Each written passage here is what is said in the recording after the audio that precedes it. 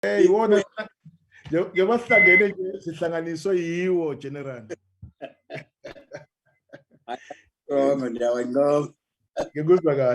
Thank you so much. Colleagues, it's now 6 o'clock. We do have a quorum, and we can now start the meeting. I invite the Secretary of to beam the program, the agenda for today.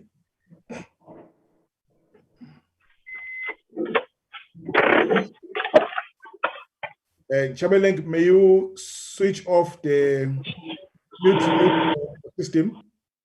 Thank you. Right. All right. Colleagues, this is the agenda for tonight. It's a follow-up on the meeting we had on Thursday, where we received news that the employment numbers were increased from 2,500 to 25,000 members to respond to the unrest that had engulfed the two provinces of KwaZulu-Natal and Gauteng. Today, we decided that to meet again in 2 or 3 days. This is the 4th day. My apologies that it was not within 2 or 3 days, but at least soon thereafter, to receive a briefing on the details of the employment or the deployment plan, as it were. So this meeting is about that. I also want to add one item, but with your concurrence, colleagues, on the committee oversight visit to to several affected areas in 2 provinces on Tuesday and Wednesday this week. So I will then table that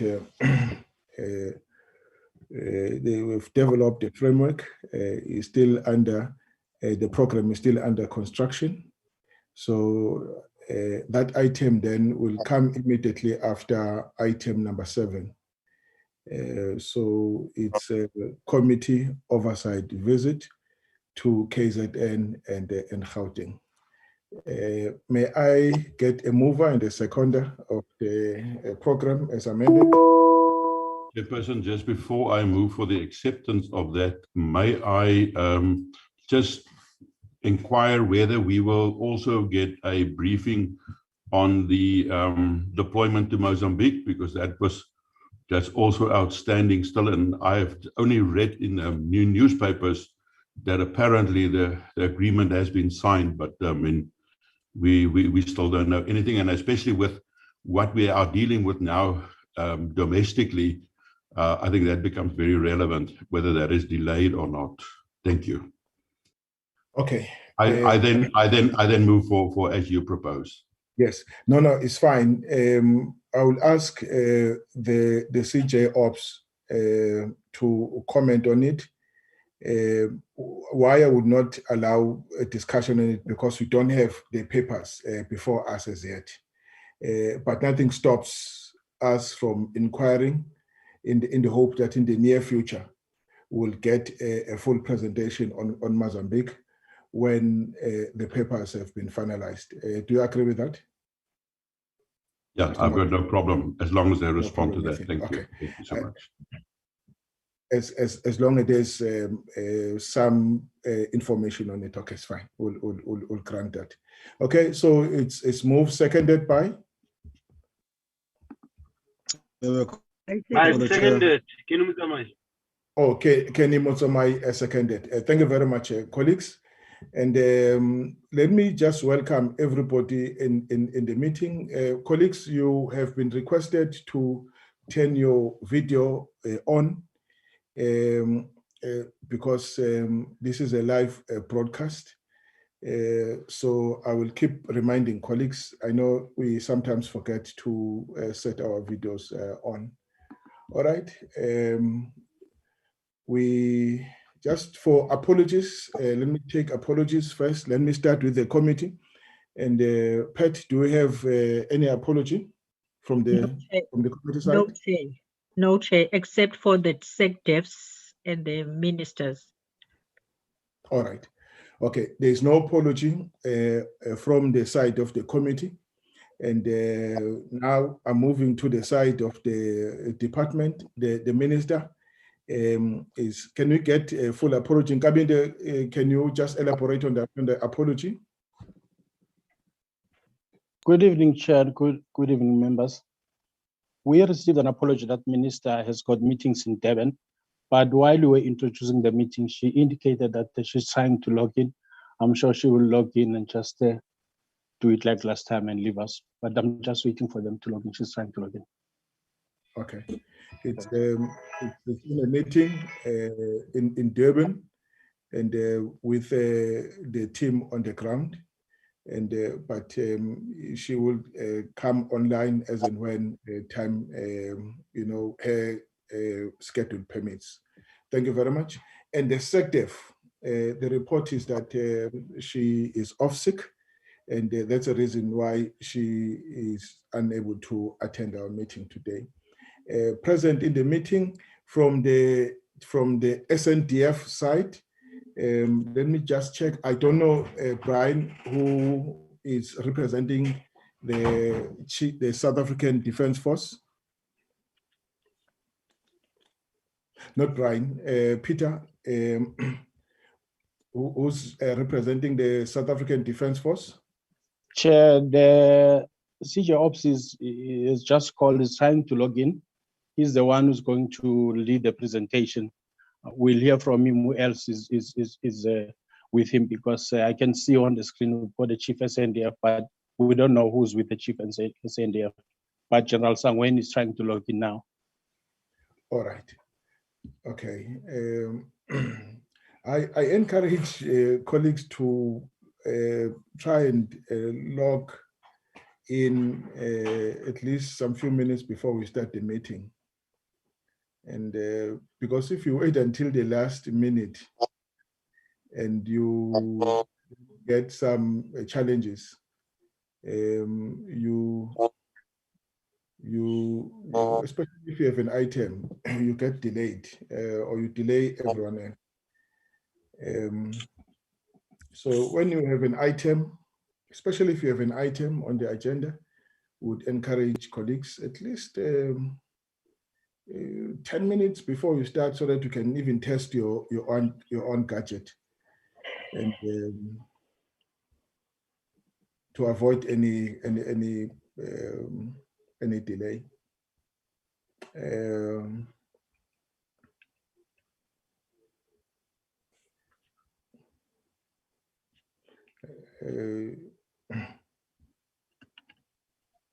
Right. Has the chief, the CJ op logged in? Not as yet. Not as yet, Chair. But Chair, we've got the real chief here. I see General Mpanya. He's ready as always. He's also dressed up, so he wants to just go and do his job as he has promised. So. Is he in the meeting? I was not expecting him, and let me just check, confirm his presence. Sir Kulega, General. Thank you, Honorable Chair. I joined the meeting even though the presentation is going to be made by Chief Joint Ops. I respectfully just wanted to recognize the importance of the oversight role that you play, and as such, respectfully so, I felt I should attend even if I'm not invited.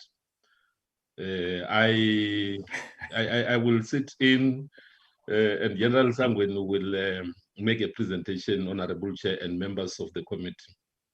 Thank you. Thank you very much, General. Welcome. This is your first meeting with the committee in this capacity. Am I wrong? Correct. Correct. Oh, it is. And welcome, Chief. Thank you very much. It's just that we meet under these, conditions, difficult conditions in the country. All right, thank you very much. Maybe you may want to say a few words, General, as your opening remarks, and then let the CJ Ops to take us through the presentation. I think I should invite you just to speak to us, and over to you, sir. Over to you, General. Honorable Chair, members of the committee, I know this is not my space. The minister had indicated that she was going to make an opening remarks. However, I am really grateful that there is such keen interest from our oversight committee, especially during this time when our country is going through this difficult patch. We feel really honored that the committee allowed us to come and brief on the deployment of our troops, as well as the measures that we're taking in terms of trying to safeguard and making our people to feel safe. Honorable members, Chair, I am not going to delve much on the presentation because I take it that the presentation is more about us accounting in terms of the numbers that had been pledged to say. The South African National Defence Force will provide forces in support of the police in the face of the turmoil and the hooliganism, as well as the criminality that is actually plaguing our societies. Honorable Chair, I want to indicate that we prepared the employment papers, and we are almost, as of 10 o'clock, on the verge of mobilizing the total number as required. I will leave the details of the presentation to General Sangweni, but I am glad that I am allowed also to come in, but the opening remarks were to be from the minister because this is a political forum, and as a general, unlike General Bantu Holomisa, who is a politician, I know my terrain, and my terrain is in the battlefield, and therefore I will allow General Holomisa to at least protect us in the political sphere because he understands our predicament, and the committee will then bear with me when I say that I am encroaching in the minister's space because this is a political domain, Honorable Chair. But having said that, we will give you the details, but I still want to put the following to the committee, that we must take cognizance of two aspects, Honorable Chair. That OPSEC and the need for oversight must be looked at, because operational security, sometimes when we provide too much details, it really puts the troops on the ground in harm's way, whereas we still want to balance it with our requirement for oversight. And I want to quickly say that we will request that if possible, let us provide the details specifically with regard to the elements that will at least provide the Joint Standing Committee the ability to ensure that we are within the prescripts and we are doing things according to the book, but without compromising the operational security by detailing exactly where our troops are, what we are carrying, what our intentions are, because those actually borders on operational security. So that is my humble request, Honorable Chair, before this presentation. And if the details are more than what is required, kindly advise the presenter that that should have been in a closed session if such details are required by the committee. I submit, Honorable Chair. Thank you very much. No, thank you very much. I saw General Olumisa nodding. General, you wanted to say a few words? Chairperson, I concur with the General, especially on giving the details away if this meeting is in the open. But what I would suggest you do, because you met on the 14th, and I'm sure the presentation did touch to the powers the Defense Force has. So I don't think you should, again, whoever is going to present, read all those clauses in the Defense Force. We know them as members. We can just note them, but we should be zooming straight to the current problem and hear whether the members are, in terms of their threat analysis, is this an urban warfare they are involved in? Is there any threat of whether this is an insurgency-led or it might go to be conventional? I saw some of the big tanks in town. I was worried. I thought this equipment should be somewhere in the field, in the bush. But I can understand because we know we've been asking for money to replenish, especially the army with the relevant equipment. Thank you. Thank you so much, General. Co-Chair, Mr. Nchabeling.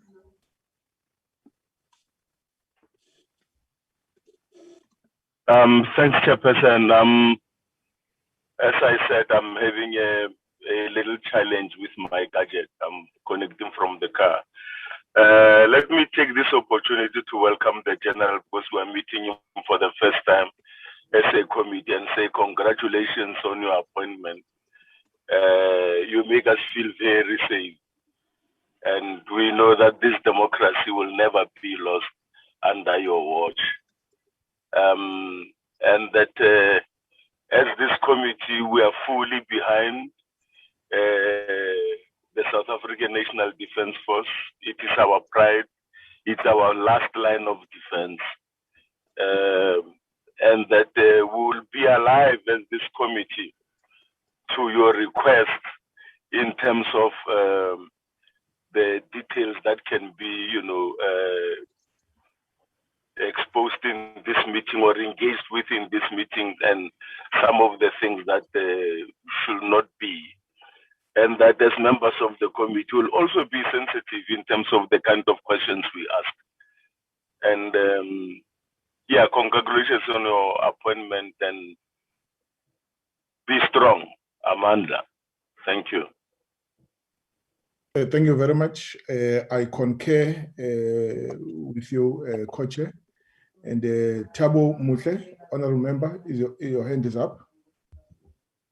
Yeah. Thanks, Chair. There's load shading where I am, so I'm not going to show my face, just to ensure that the little connection that I have is sustained. Maybe Chair, to join the colleagues in congratulating General Maphanya in his new responsibility of being at the helm of the South African National Defence Force.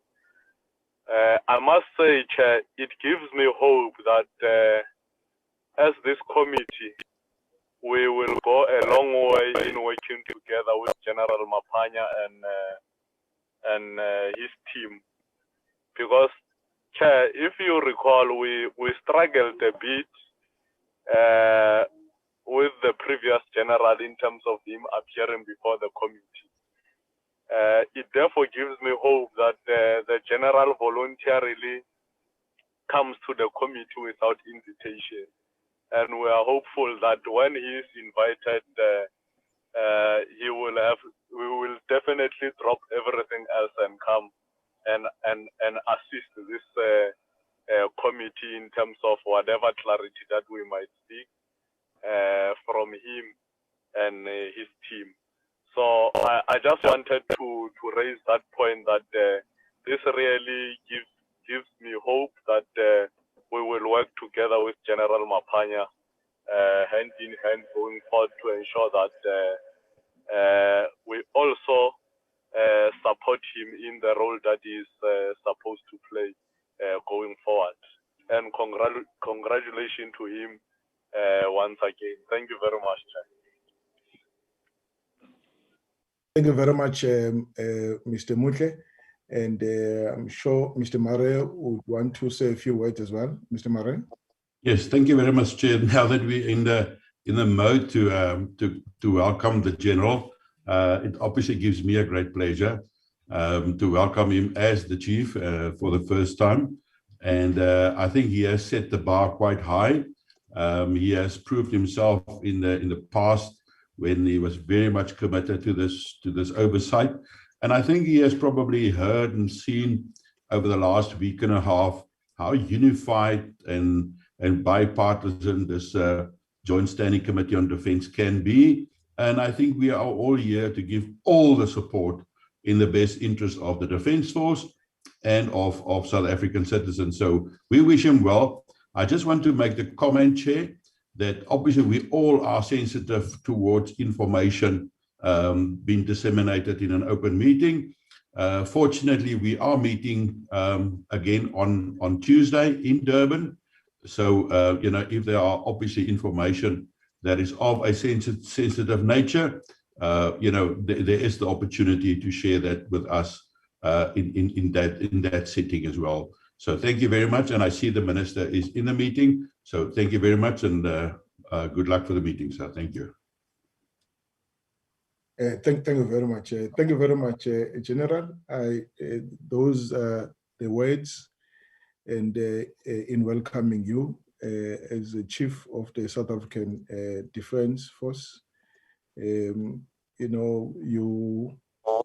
have shown that the SANDF is accountable to Parliament and therefore the public, the South Africans, and you have shown many times that you subject yourself to civilian authority, and we are the best. You are the best that the SANDF was able to offer to this position, and thank you very much for accepting the appointment. And I think the Minister and the President gave us a good pick in you. And now we welcome the Minister. I know she is again double booked, and that she is able to, log in and spare her time from her busy schedule. We really appreciate it a great deal. May I now invite the Minister to say a few words, and before we let General Skosana to take us through the presentation. At any rate, is the Minister who presents the letters to the committee, and with the generals giving us the details. May I invite you, Minister, to present officially the letters of the President. Over to you, Minister. Thank you very much, Chairperson, and thank you, honorable members. Chairperson, the Chief of the South African National Defence Force and the Joint Ops. Hello? You can't hear me. I'm sorry. I can. No, I can. Are you in a position to set your video on? If not, we'll understand it. Yes, I can. Oh, sure. But my battery is very low. It's very low. Yeah, but it's okay. It's okay. Okay, but I leave it to your discretion. It's just that it's broadcast live. Oh, okay. All right. Okay. Oh, okay. Now we can see you, Minister. Over to you. Thank you so much. Okay, thank you very much, Chairperson. And thank you, honorable members, for the invite. Chairperson, yes, I am the signatory. I am the one who wrote the letter and to Parliament, a letter which talks to the strength of the South African National Defence Force, its deployment, and the costs of the deployment. However, Chair, I know that the General Mapwanya did make some comments, and the Chief of Joint Ops is here. But I just want to make respond to just one matter which has been raised by General Olomisa. General Olomisa asked a question as to what it is that we are dealing with, whether in fact it's conventional or is it insurgents or is it, I mean, he raised about 3 or 4 of those. Chairperson, our view, to be honest, is that it's none of those. What we see, in fact, we've also had people making reference to insurrection, coup, and the issue is, if it's an insurrection, then the insurrection must have a face. If it's an insurrection against government. If it is about a coup, the coup will also have a face. But none of those so far talk to that. Our view is that we probably are seeing signs of a counter-revolution, which is creeping in the form of criminality and thuggery. And of course, it's a very unfortunate situation. But I believe that with the kind of deployment which they have put in place and the plan which they have presented, I mean the generals, we are optimistic that we will overcome this whole thing. We are optimistic that South Africans, because if you listen to what people are saying right now, I think even in some of the areas, even those who participated in this kind of activity, there are people there who are regretting. Majority of South Africans are not in support of the hooliganism which occurred these past few days. If anything, one finds that this has great potential of uniting us as a nation against those who want to challenge a democratic state. So the democratic state of South Africa here is under threat, and it is being threatened by counter-revolution. And what we believe is the right thing to do is to simply the police, supported by the Defence Force, if this actually raises its head again, will have to hit very hard. Because if it's allowed to continue, my view is that people are testing the capacity of the state, whether they can get away with it.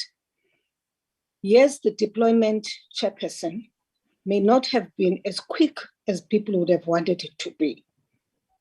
But what is comforting is that when the deployment finally happened, South Africans, one, supported that, but secondly, it has made a difference. We've always said that the presence of the Defence Force always serves as a deterrent. And we believe that indeed in this case, in this instance, it is serving as a deterrent. So, Chairperson, yes, the issue of numbers in the beginning, you recall, Chair, that when the first time, let me start there, when I was asked as to whether the Defence Force will be deploying at all, my response was, I don't see why the Defense Force should deploy at that point. I think it was probably hours after the whole thing started, after the eruption. And thereafter, when we realized that there was a need, the advice and the intelligence dictated that we needed to then deploy, and the president also took the decision. We then said, I was given the strength of 2.5 because we thought that eruption was localized in a particular area in KwaZulu-Natal. Later on, chairperson and honorable members, there was interaction with heads of political parties. And at the meeting of the heads of political parties suggested, by then the president had taken a decision that it should go up to 10,000. And the leaders of political parties suggested that we pitch it at 75,000. Having had that interaction, we then had another conversation with the commander-in-chief on the matter. And the final figure which was reached was a middle way between 75 and the 10,000 which had been proposed by the president. And we said 25. So the letter which has been submitted to Parliament right now, as you have seen, Chair, to the Speaker and the Chair of the NCOP. And the waiting room, Mr. Mutsamai. Sorry, Pat, please mute. My apologies. You have to log in. Okay. Pat, please mute. Okay. Please mute, Pat. My apologies, Minister. So the letter which has been submitted to Parliament, Chairperson, states 25,000 strength on the ground. I think I will end there, Chairperson, and then the generals will come in if there is a need to go into the detail.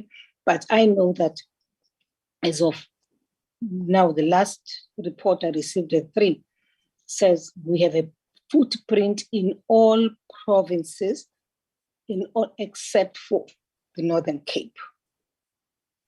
Thank you very much, Chair, and thank you, honorable members. Thank you, Minister. Are you going to leave us or you remain in the meeting until the end? If you are going to leave us, what time are you aiming at departing, Minister, so that I time? I have a 7 o'clock meeting and an 8 o'clock meeting, Chair. All right. Colleague, maybe you may want to talk to engage with the minister's remarks in view of the fact that she would take leave at 7 o'clock. And are there any comments you may want to make before she takes leave? Chairperson, if I may, I think we support the minister in what she has said, and obviously we don't want to jump the gun. So if the chief of joint ops will provide us the information on the breakdown, we're obviously not going to expect the minister now to further clarify that, because I think much of what we need to know is very much operational stuff. My request is just that.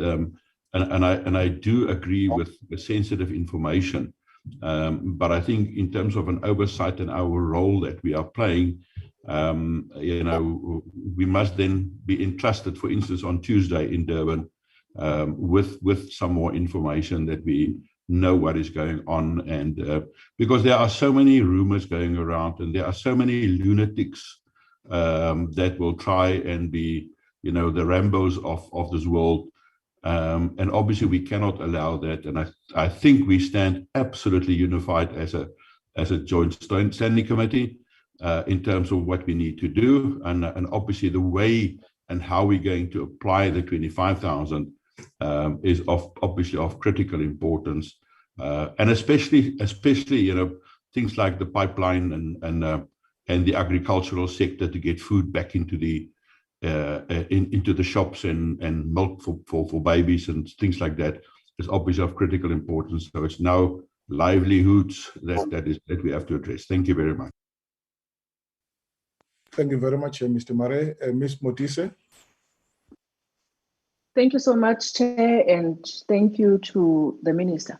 I think my preoccupation will be around the budget, knowing very well that the military budget keeps declining year on year, and we are actually operating under tight constraints budget-wise. I wanted to check with the Minister that with this deployment of 25,000 troops on the ground, what impact does that have then on the budget? And if there is a provision of such, where is the money coming from? Have they engaged with the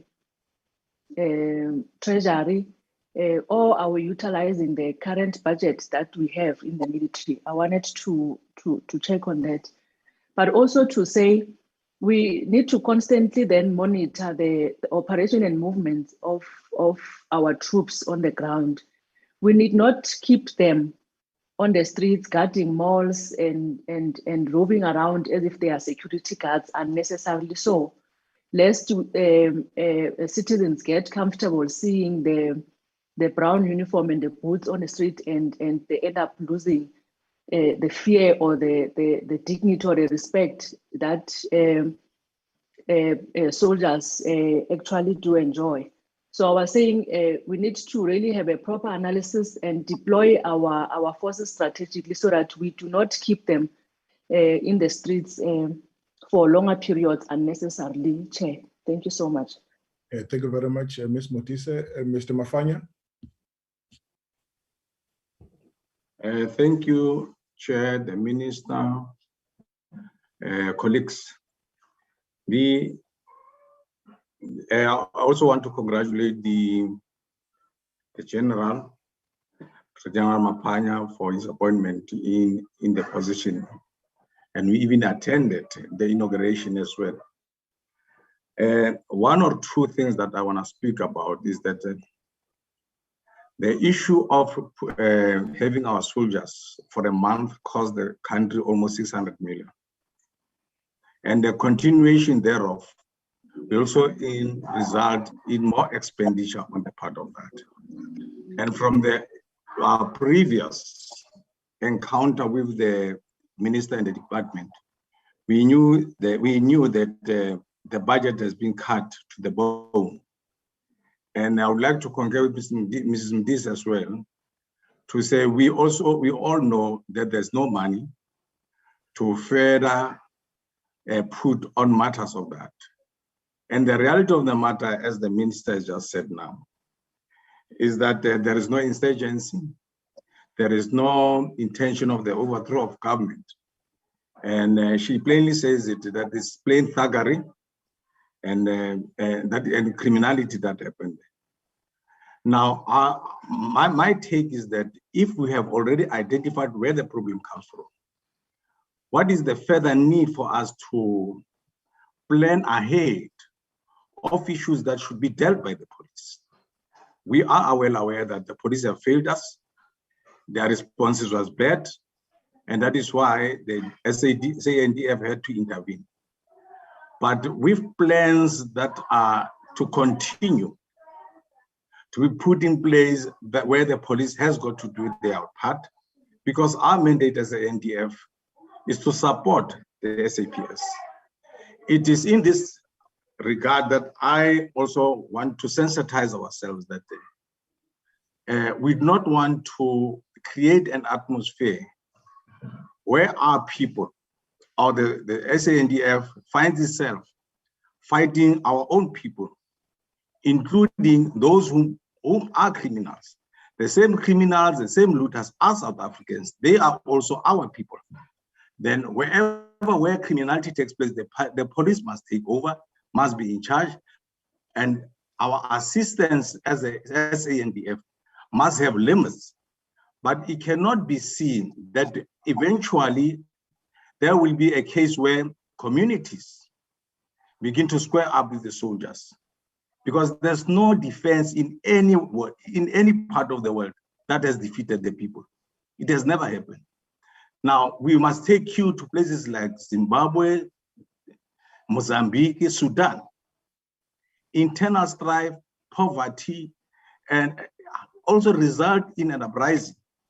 And we cannot begin to think that the bullets can even begin to work against our people. It is in this regard, Minister, that we have to be careful on how we deal with our matters, and the soldiers must also go back to the barracks. Thanks. Thank you very much, Mr. Mafanya. Shelembe, your hand is up. Thank you, Chairperson. My apology. The network is not good here.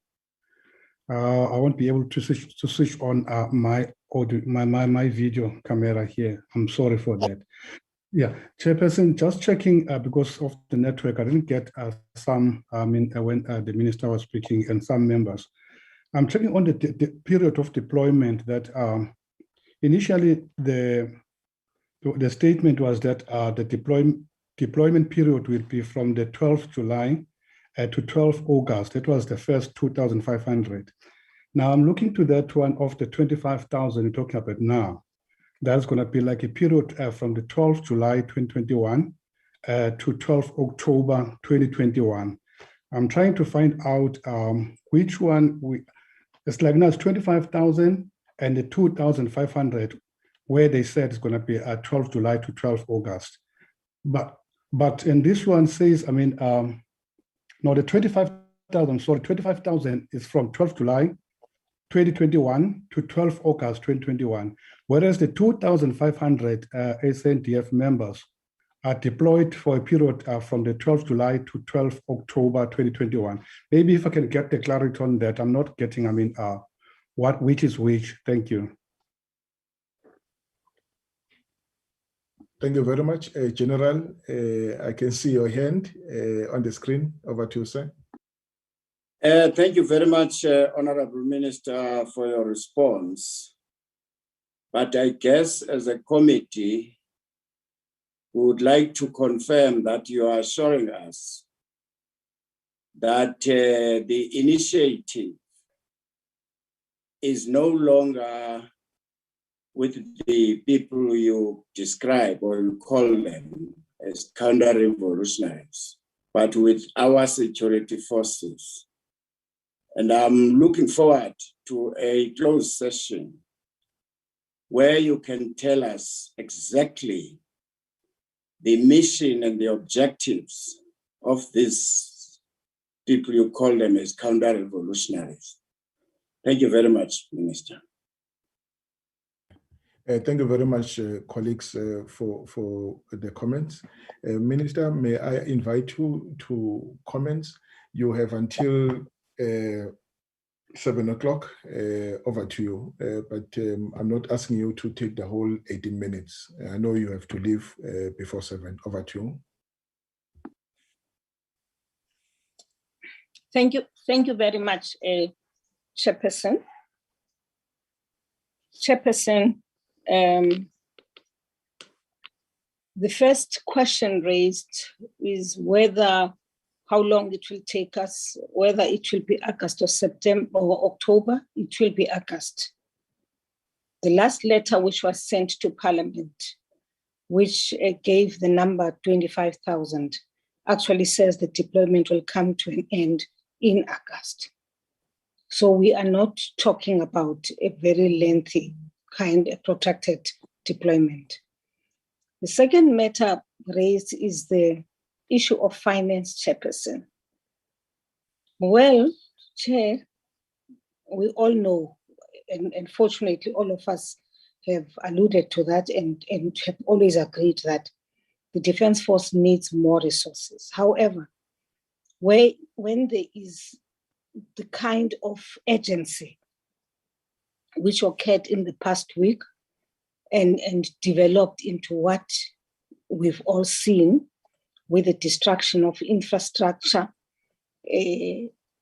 then we had no choice, but the president then had to deploy. I would imagine that even as the president deploys, being the commander-in-chief of the Armed Forces of the Republic of South Africa, that at the back of his mind, together with the Minister of Finance, they know that we have challenges, we have financial problems in the Defence Force, and therefore there will be some engagement on how to assist the Defence Force going forward. Now, I'm really making that assumption. I'm making that assumption, but it was not time for us to count pennies and cents. It was now time to move in, and in a very speedy manner. And I should say that I do commend the generals. I think they have done well. It was under very difficult circumstances. But one of the things, Chair, I would like to share with you and the honorable members, which I've learned during this period. You'll recall that it's not the first time that we have massive deployment. Last year, we had massive deployment for the pandemic. But Chair, remember that the President gave us, I think, 5 to 7 days notice prior to the deployment of the Defence Force.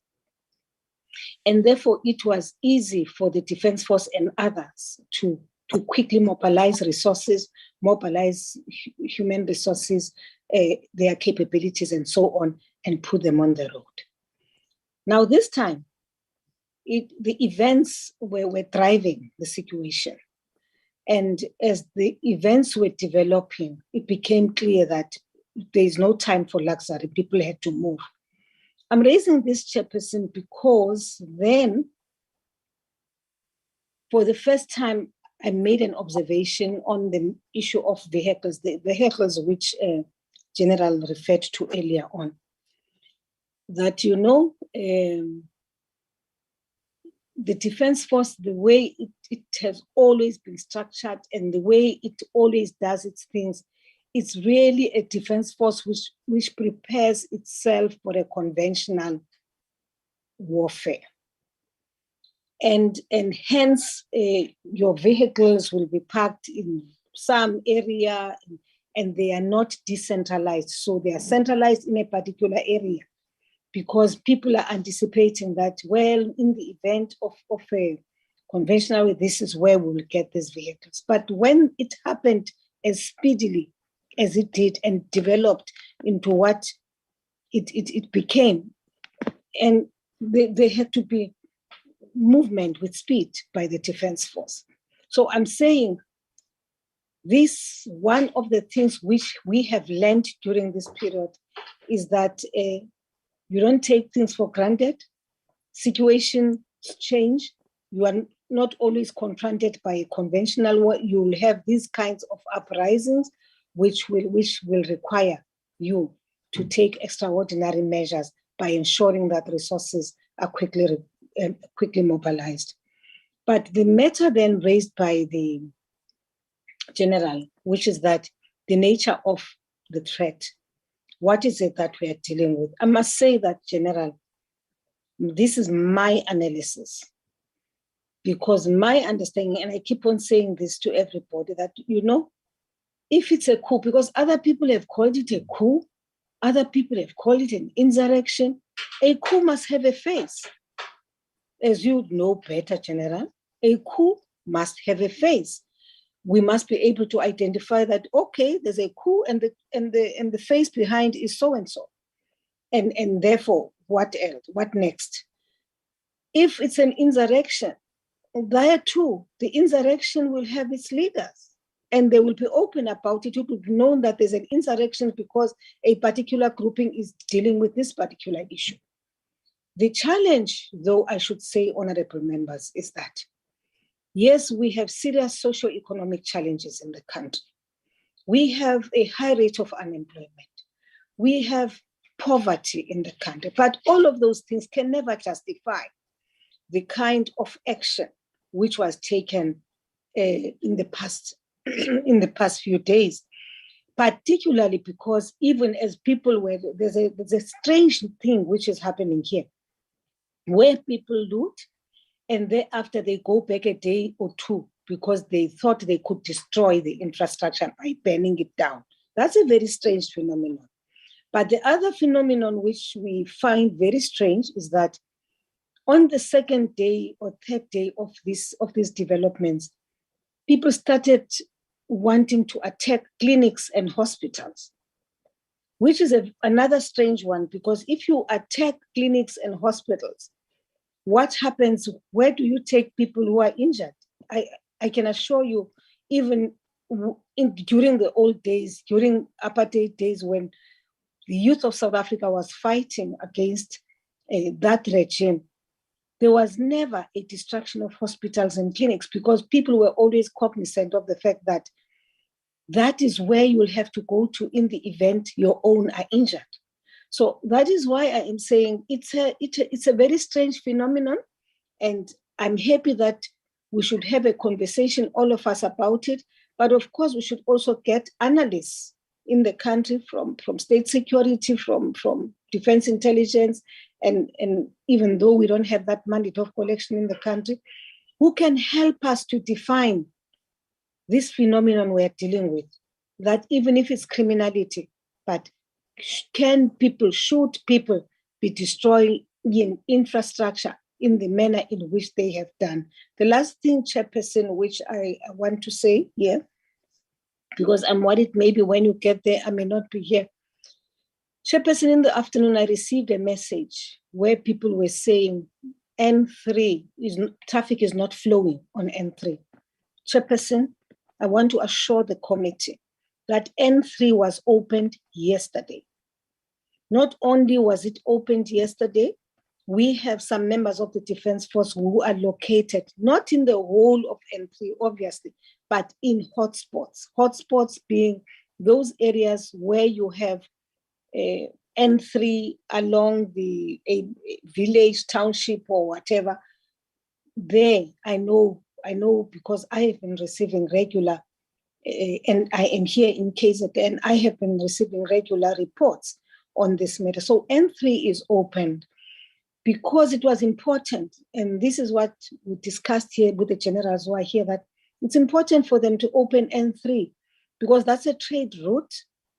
That's where all our goods from the ports into the inland, that's where they move. And therefore, we could not afford to have an entry that's going to be closed for a long time. So there is patrol there. There is also deployment of people in the hotspots on N3, Chairperson and honorable members. Chair, on that note, I think that the issue that has been raised by General, let's talk about it, because I think even from amongst yourselves as honorable members, we should engage, and maybe we can assist one another so that all of us as South African, at the end of this whole thing, we should have a common understanding of the phenomenon we are dealing with. Because if we are going to, our people, yes, there's unemployment, our people, yes, there's poverty, but we should all be asking questions about looting, and then after looting, you come back for purposes of destroying the infrastructure. For me, that's a strange one. And then wanting to destroy clinics and hospitals can never be worse than that. And therefore, hence my approach to it as an attack on a democratic state called South Africa, an attack on the democratic state, and therefore a counter-revolution. Because, as I say, if there's a coup, if MP Kaba has decided that he wants to take over now, MP Kaba will be out par echachalazeni and say, I am the face and I am launching the coup. Thank you very much. Minister, say General Olomisa. General Olomisa uyayazi wayenza kanjani, and uyayazi wayenzile ntoni. And so I won't talk about that. I don't want to comment about it. But actually, if anything, you should be assisting us. We all need to, as South Africans, to hold hands and really define what we are dealing with. What is it that we are dealing with? And how in the long term, because Honorable Mafanya said earlier on, it's not bullets which are going to solve the problem. Yes, we are there to stabilize the situation, but there's a lot of political work which must be done. And that political work, by the way, is not political work which should be done by the ruling party. It's political work which cuts across all of us because we all have interests of the country South Africa.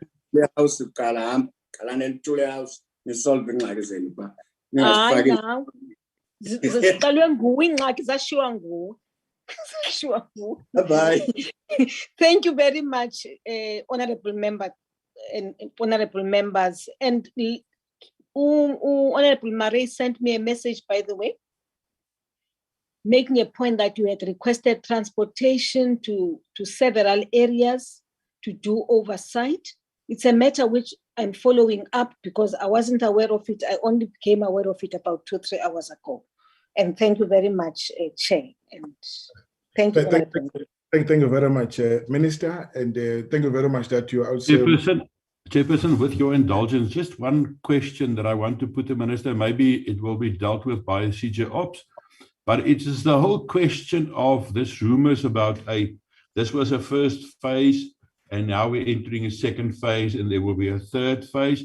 This typical defense or military action by attack, withdraw, calm, attack again.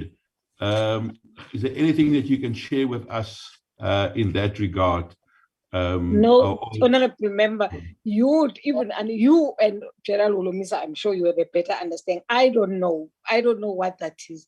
When I trained, it was a guerrilla warfare. There was no first phase and second phase and third phase. So I don't know. I think the honorable member, the generals would be able to respond to that question. But I think we should also take note of what General Maponya raised at the beginning of the meeting.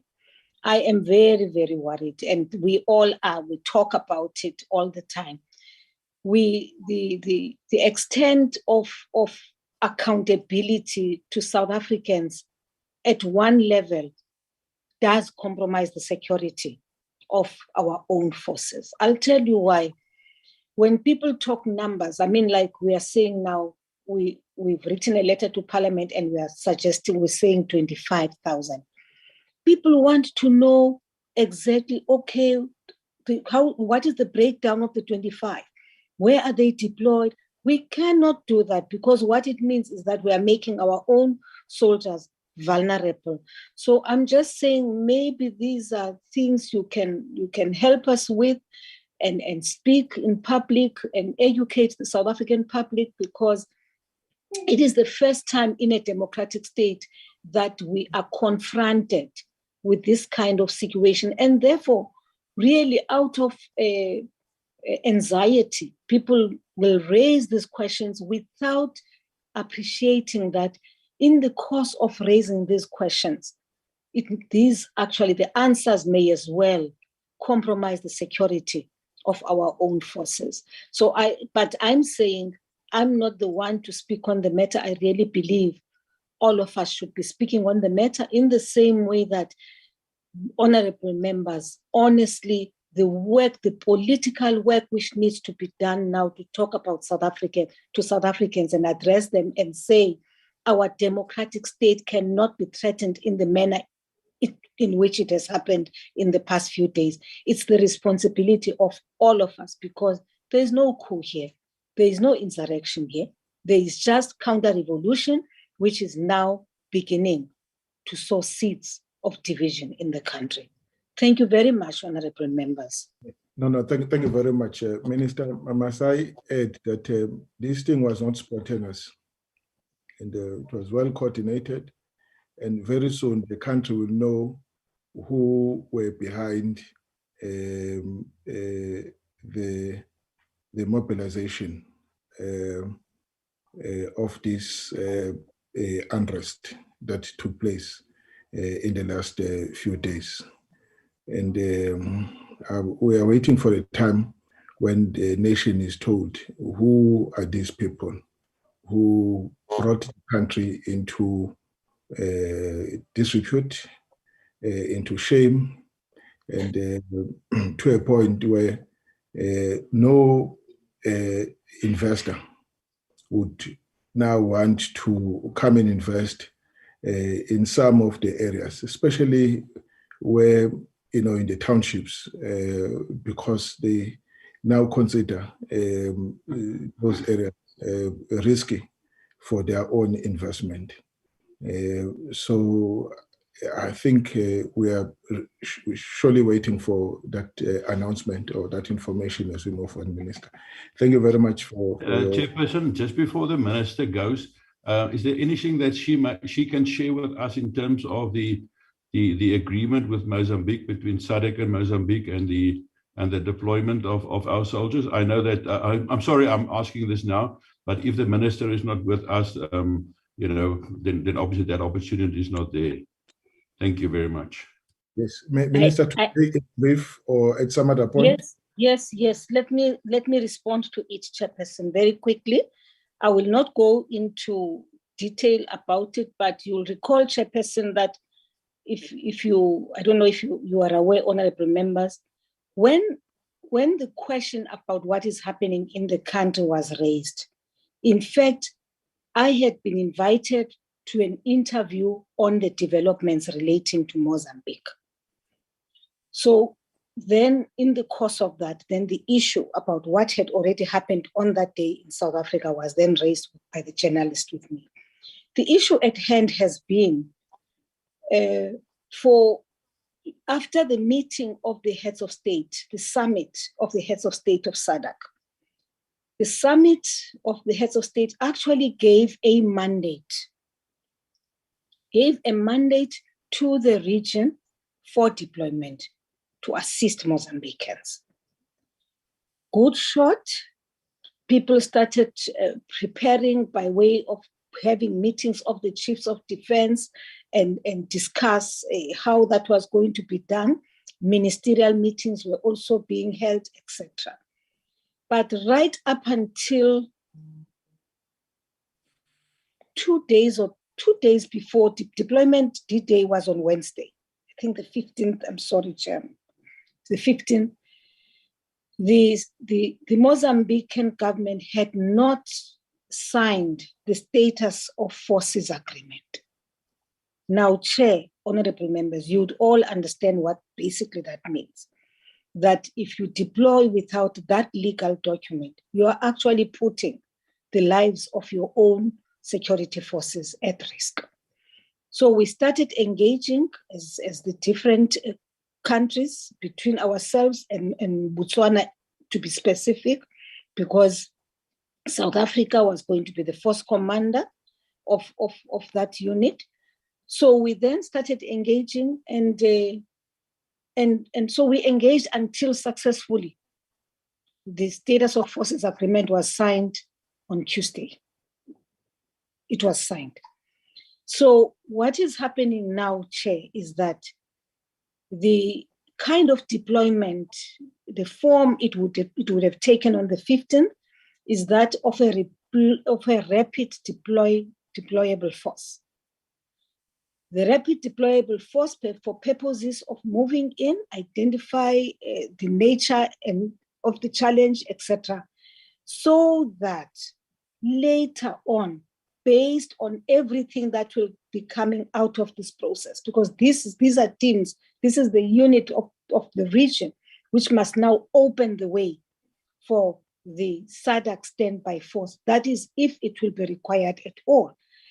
But if the performance is such that the tempo is high, such that there is some stability in that part of Mozambique and economic activity then continues, then we may actually end up not even having a full SADC brigade being deployed. But for now, what we have on the ground from the entire region is the rapid deployment force. So that is it so far. Chair, we have no boots on the ground, but we have made certain pledges as a country. Thank you very much, Chair. Thank you very much, Minister. We will interact with you on this issue when you present the papers formally, Minister. Thank you so much for... Thank you very much, Chair. Thank you very much. Thanks, honorable members. Okay, you may take leave at any time, Minister, you want to. Thank you very much. Now, colleagues, the Minister. Thank you so much, Minister. Thank you. Thank you. And the Minister, the Chief of the South African Defence Force, said General Sangweni, the CJ Ops, will lead the presentation on the details that we have requested them to come and present today. May I now invite General Sangweni to take us through the presentation.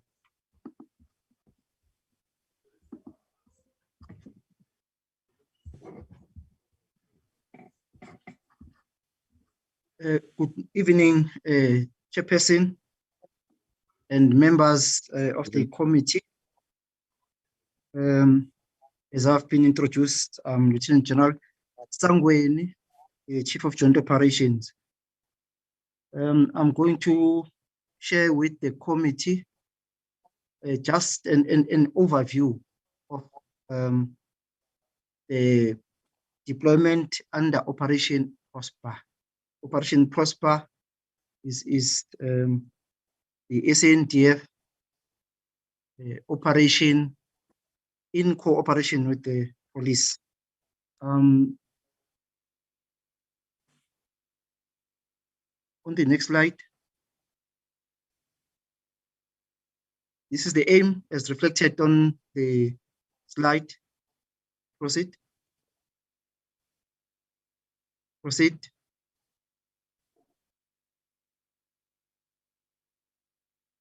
Well, here I'm just availing to the committee the sequence of events as from on Sunday evening, late in the evening, when the Chief SANDF gave an order to the Chief of Joint Operations to deploy SANDF units in cooperation with the police due to the situation of lawlessness and righteous behavior, looting and destruction that was taking place in the country. It was really late in the evening. He issued his marching orders, and immediately that evening, the planning commenced at around 2300 and went on till the next morning around 0330. Well, in that planning, the main focus and priority was to prioritize the province of KwaZulu-Natal as well as Gauteng province, where the situation was very much grave. And part of that planning, you will notice that on the 12th of July, already in the morning at around 11 o'clock, the first elements were deployed on the ground where they were deployed in KZN, Pietermaritzburg, Ongola, Mtuba areas, and later in the afternoon in Gauteng, in Soweto, Alex, and Johannesburg. Now, members of the committee, I bring this to you such that I have a feeling and a belief that this need to be afforded the necessary recognition. Under normal circumstances, preparation for an operation in the military involves predetermined and set deployment drills that take time ordinarily. Mobilization takes time. As well as we were doing this mobilization within the constraints of the prevailing COVID-19 situation.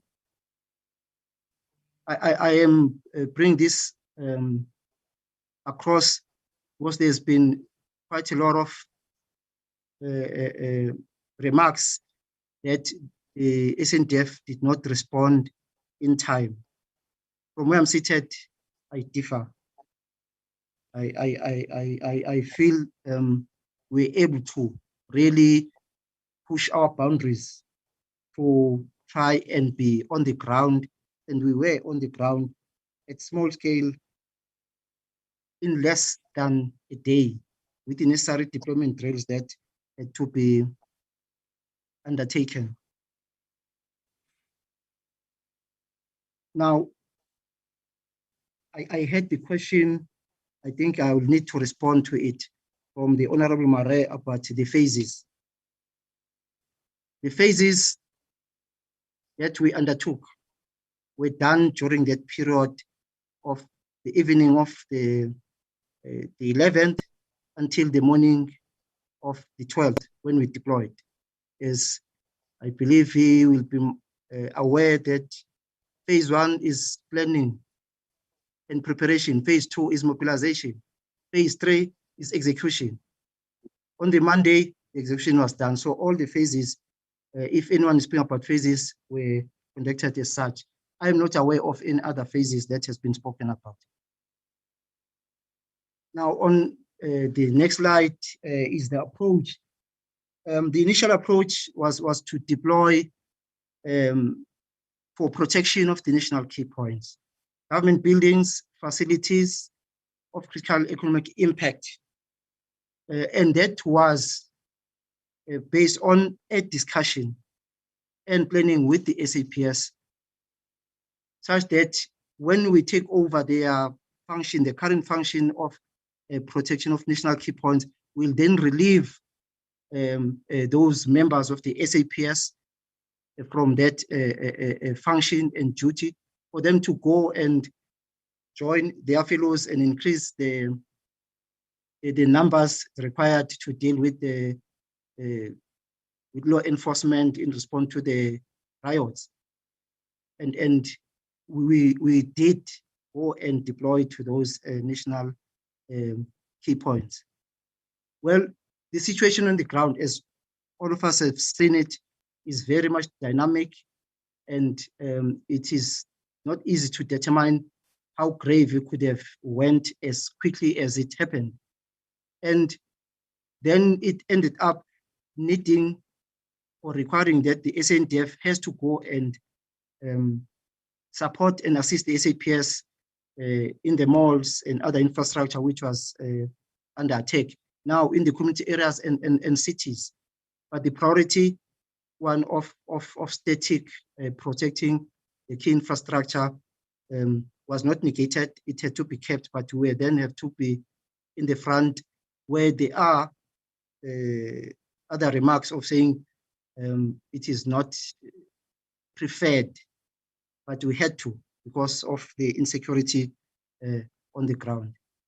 Well, the initial plan was to deploy 2,500 personnel. It was from our planning and assessment during that evening with what we had in terms of the security situation, and with the police would have then been relieved and be much more able to deal with the situation. But yes, on that Monday and the Tuesday, the situation went much more grave, and there was a need to increase the numbers of the soldiers that has to be deployed. Next slide.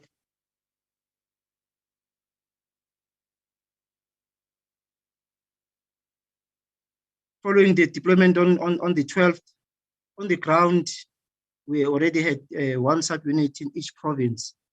All the other 7 provinces, with particular focus now of increased numbers in Gauteng and KZN, and with that 2,500. But as on that particular day, they were planning and assessment and planning at higher level, where we had now information that we needed to increase our force levels, which were then initially, then it was increased to 10,000 numbers, as was presented to Parliament and to the public.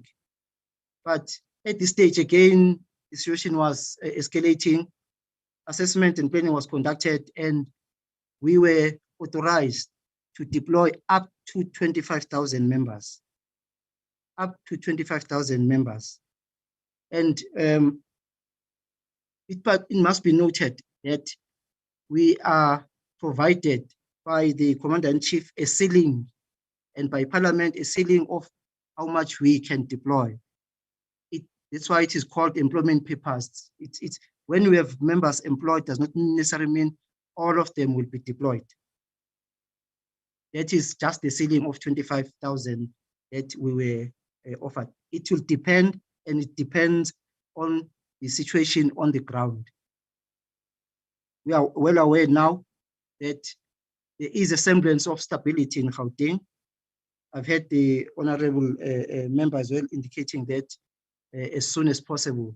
Yes, it is within our plans that when the objective has been achieved, then we then has to withdraw or redeploy to where the situation is still requiring our footprint. Next slide. Please jump that one, it's a duplicate.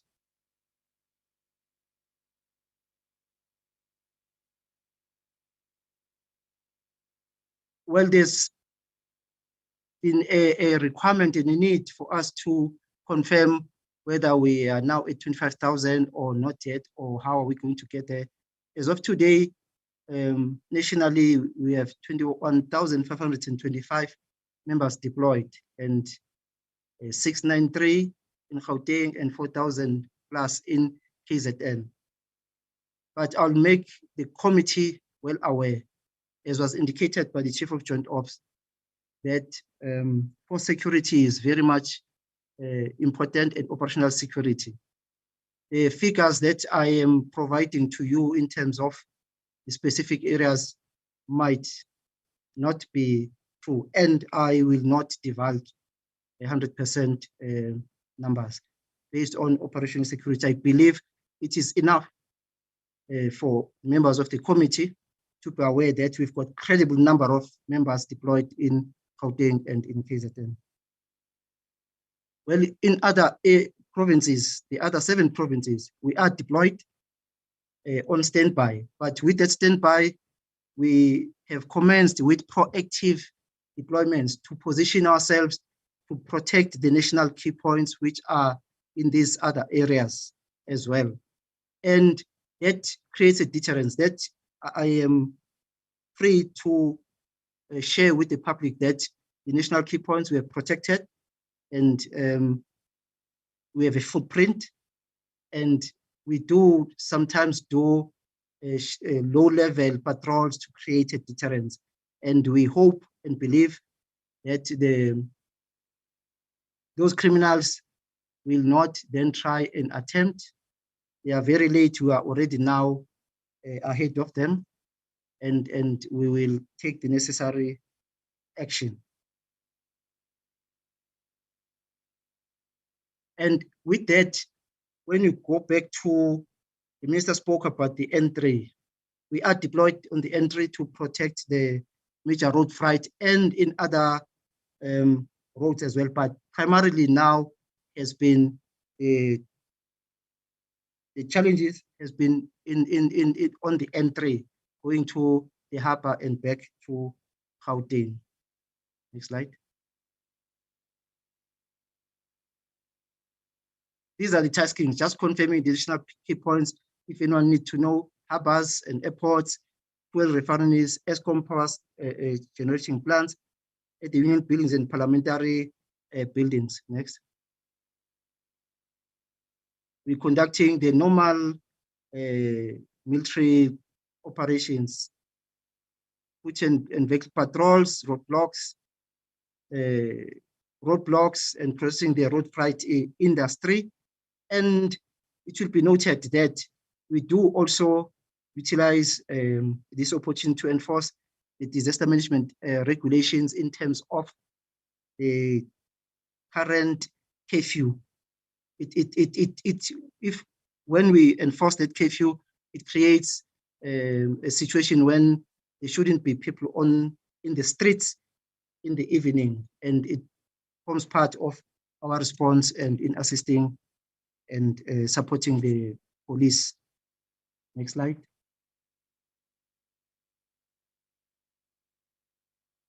I want to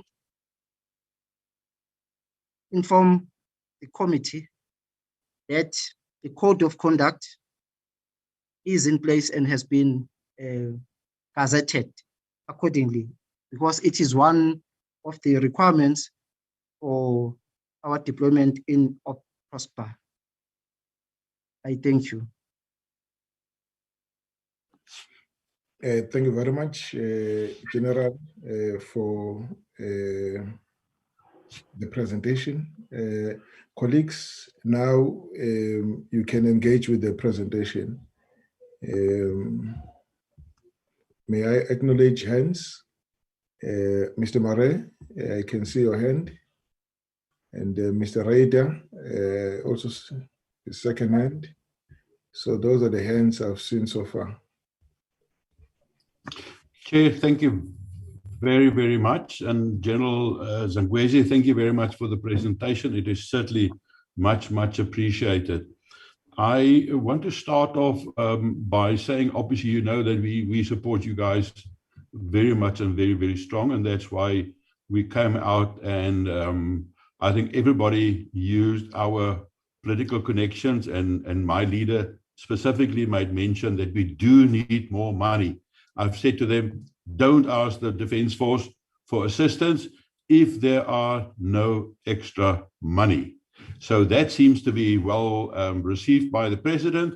So, I mean, we are obviously all very encouraged, and we know that at the moment we must first save South Africa, and then we must look at that. General, in terms of your presentation, I want to start off with a curfew.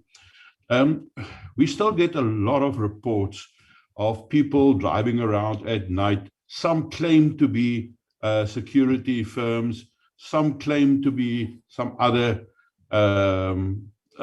people driving around. And I agree that if we can enforce the curfew, obviously you can make sure that those thugs are also not driving around, and the scouts of the thugs driving around, often with weapons, are also kept off the street. So that will be a great help. General, then in terms of your presentation, and I know that some information might be sensitive, but it's based on what you have given us that I will pose the questions. If obviously it is of a sensitive nature, please indicate, and obviously we can make alternative plans regarding that. I want to ask you, I want to respond to the phases that I was mentioning. That was not the phases of the Defence Force, but rather the counter-revolutionists, the insurgents, whoever attacks us and our democracy is said to work in phases as well. That they have now completed phase 1, so now they are retracting, basically replenish, etc., make plans, go for phase 2 attack, and then later a phase 3 attack. So that was what I was referring to, and obviously if we are aware of that, and then to what extent are we prepared for that? Like all the rumors that is going on around what will happen tomorrow in Escort, and in terms of many of the other sites. So that is what I was referring to. I want to ask you, you've given some examples like the refineries and all those strategic sites. Is it only some of the strategic sites, or for instance, all the refineries, all the sensitive places, like for instance AECI, like the oxygen factories, which is not only needed for now, but it's certainly for COVID as well. Then I want to ask specifically about the pipelines. We all know that the pipelines are very strategic.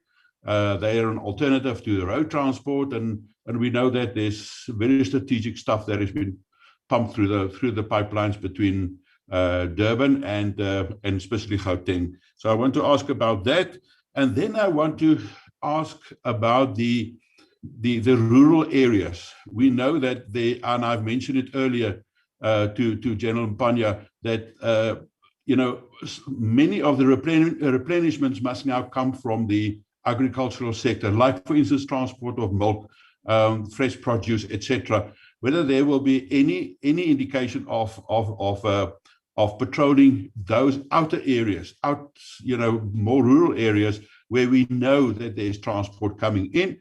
And then you haven't mentioned anything about air patrols and reconnaissance taking place. Seems like it's only boots on the ground and vehicles, but we know that we have got the airlift capability in KwaZulu-Natal. On the N3, I just wanted to ask, because we know that we are somewhere on the N3, but we must just make sure, and that's maybe just a strategic request, that we must make sure in terms of communication and intel that we try to act proactive, so that we can make sure that wherever they plan to attack the route, the N3 and the N2, and all the other strategic routes, that we make sure that they don't attack the trucks, and that they are safe as well. Then I certainly want to know from you whether the deployment, you have mentioned the numbers, and you can decide whether you want to respond back with the numbers, but it seems like only not even 12,000 is actually in Gauteng and KZN of the 21,000, and that 8,600, nearly 8,700 is somewhere else. Now, we know that there's probably a company or two companies in each of the other provinces, seems like, except Northern Cape, but that is not even close to that 8,700. So where are they? In camp, based in camp, or what is, or is that the effect of one section on duty, one section off duty? If you can just maybe clarify that we can have a better understanding of that information. General, then obviously, I think on Tuesday might be a much better day that we get the information with regards to command and control centers, because sometimes you get so many stories going around, and somehow we need to understand how the coordinated command structure is working, and how the SANDF is fitting into that, and to what extent that can help us to make sure that we deal with all the areas. Also, I think it has been mentioned the other day by the President that even distribution centers will be guarded and protected, although neither you nor General the Chief has mentioned anything about that. So how much will that be part of your plan and action plans? And then also neighborhoods. We know that there are neighborhoods and big businesses, and to what extent will we make sure that those looters are kept outside those strategic areas? And then obviously from tomorrow and onwards, we know that many people from the townships want to come back to work, whether it starts helping cleaning up, whether it's to restart their jobs, but somehow there must be boots on the ground, either by the Defence Force or the police or both, to make sure that people can safely go to work and from work to home. Chairperson, I will stop at this point, and if there are any other questions, maybe I can ask them later. Thank you very much, Chair. Thank you very much, Mr. Ryder. And then in this order, Ryder, Thabo Motle, Honorable Shelembe, Honorable Thabo Motle, Honorable Shelembe, Honorable Chabeleng, and DMCO1A. I don't know who this is. Okay, in that order, colleagues. Honorable Ryder. Thank you very much, Chairperson. And yes, thanks to the General for the thank you to the General for the presentation, which gives us some good insights. But I want to correct the General on his first point. He said that many people are saying that the Defence Force's response was too slow. And I think that the general consensus, certainly from those that know and understand these things, are that the Defence Forces responded incredibly quickly, incredibly well in terms of the instructions that they received. I think that the people that are complaining about the Defence Forces reactions are complaining about the numbers that reacted initially. And I think that is the issue, rather the numbers than the actual time it took to get the deployment going. And so by the time that the corrected numbers of people were deployed, I think everyone was most welcoming. And yes, we've all seen videos of members of the public welcoming the Defence Force into their areas and neighborhoods. And I think that that needs to be acknowledged, and the Defence Force needs to be congratulated for that. So well done. And really, I think that the speed with which the deployment was done was exemplary. The numbers was the hitting point. And I think that brings me to my point, my first question, Chairperson, which relates to the intelligence. And of course, we did have the Minister speaking to this in our meeting during the course of last week as well, where the Minister admitted that the intelligence and the information received had let the Defence Force down. And so I'm going to keep hammering on this point a little bit. And I'm going to ask the General if he can give us a little bit of insight in terms of the Defence Intelligence Units. You know, what information have they given? Because frankly, the reliance on the State Security Agency is obviously one of the things that has let us down substantially. So, but we have a whole corps within the military forces, the Defence Intelligence, and what information have they been getting, particularly now that the deployment has already happened, and we are seeing people, we're seeing our soldiers on the ground. So the intelligence unit should be active and should also be giving some information. Perhaps you can give us some insight into that, because I think that when we spoke about phases earlier on, you answered Mr. Maria's question. You spoke about the phases of deployment. Mr. Maria was talking about the phases of the threat. So saying that this was only phase one of the onslaught from the organizers of the threats, and that a phase 2 and a phase 3 are still planned, where there will be other targets that are attacked, including numerous key points. Now, noting, of course, that the Defence Force was initially employed to preserve certain national key points and other key points, but noting that, yeah, the word on the street, if you like, says that phase 2 of the onslaught from these people that have organized this counter-revolutionary attack, or this coup, whatever you want to call it, I don't really mind.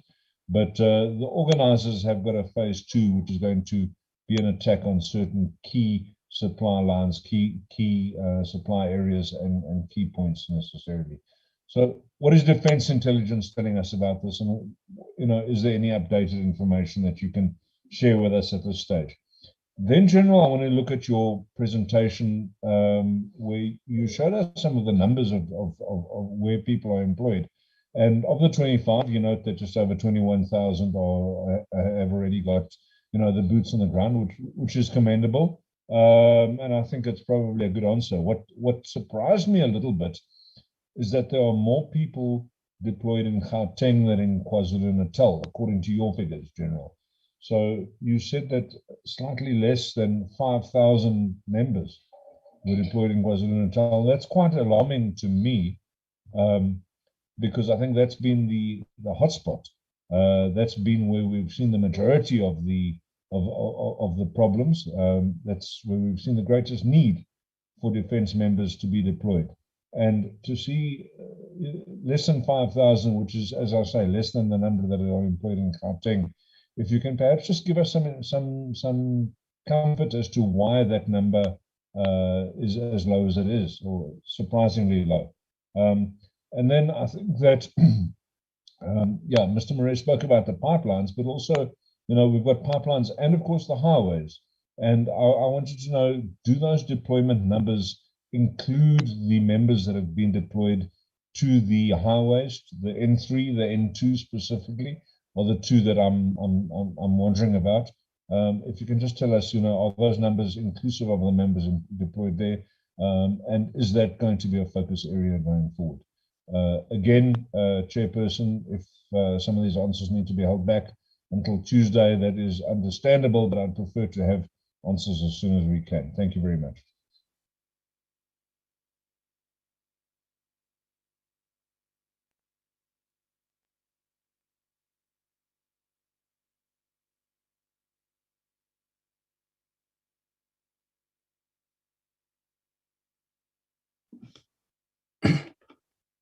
Chairperson. Mr. Mutli, I think you were indicated to go next. It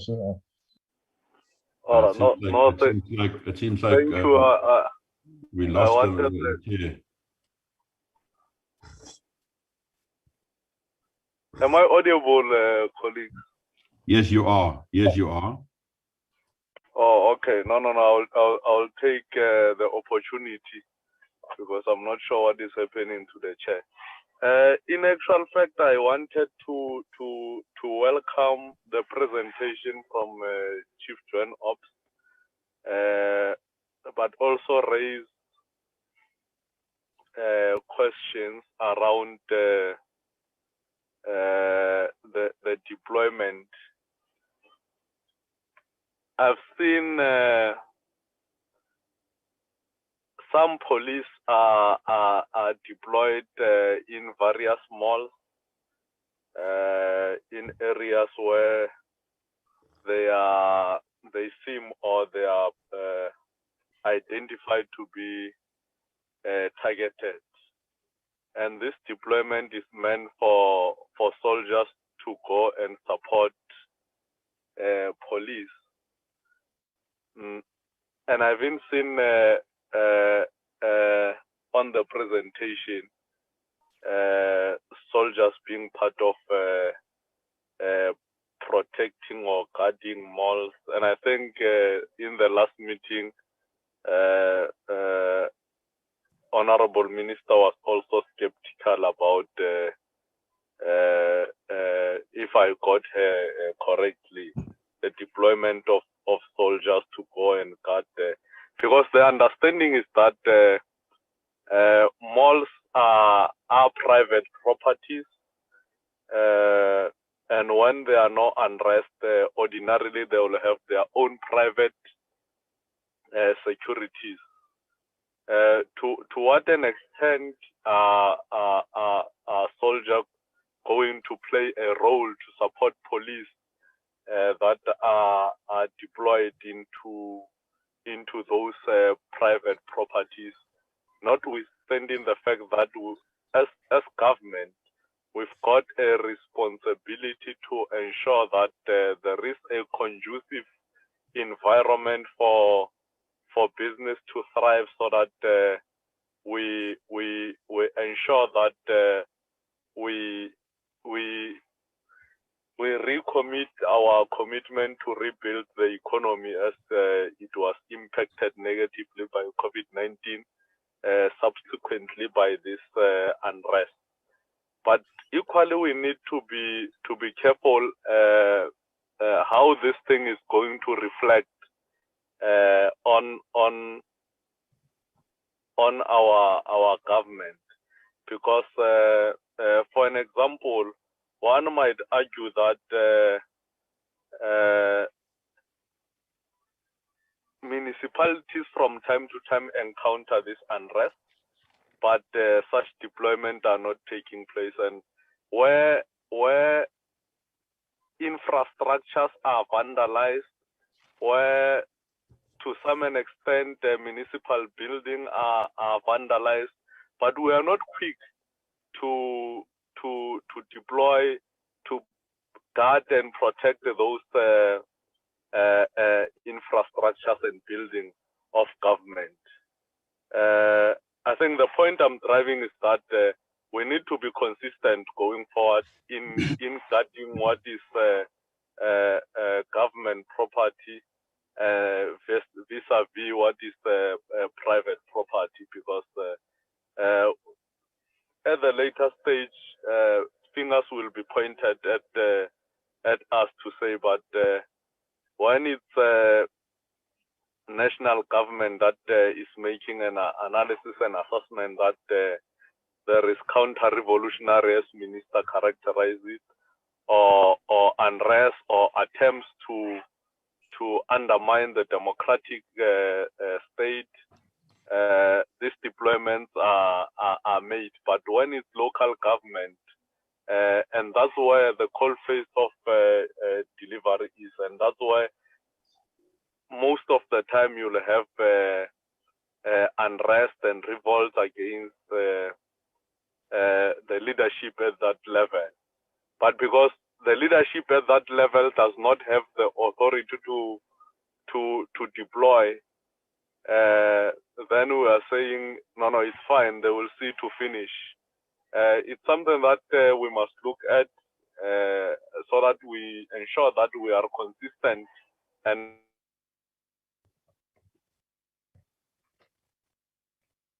ensure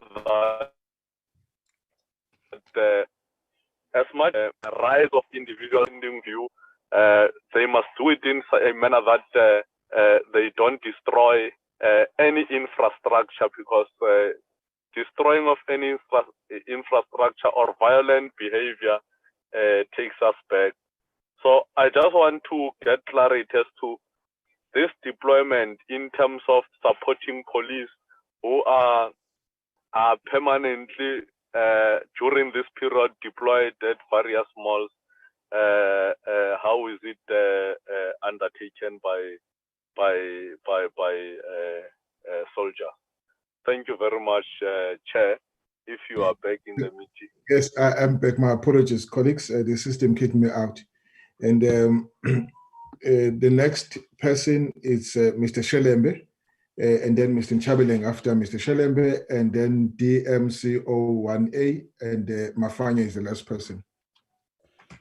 Thank you very much, Chairperson. Firstly, I would like to share the same sentiment with Honorable Ryder when it comes to the number of deployment or SANDF being deployed to KZN as compared to Gauteng. According to my knowledge, this thing started here in KZN, and also there was a big damage that took place here in KZN. Now I'm trying now to understand, maybe I'll be assisted, as I'm saying, I'm sharing the same sentiment, I'll be assisted in that regard. Why KZN is taken as like the hotspot of this staggering, but less SANDF. Then secondly, Chairperson, I don't know how it works. It happens that some people are fortunate to get information when these people, or these looters, they plan somewhere how to go about how they will do it. That what is the possibility of SANDF working with the police to ensure or to come open and say anyone who's got information that may lead to people mobilizing themselves to go and loot, that information will be given must be a sort of a place or where they can be able to disseminate the information. I've noticed say as I'm saying now, say around maybe like escort, where people were getting information quickly and giving it to the police. I'm checking now if there is any system that is being used for those people who may not want to be known, but give information to the police and SANDF.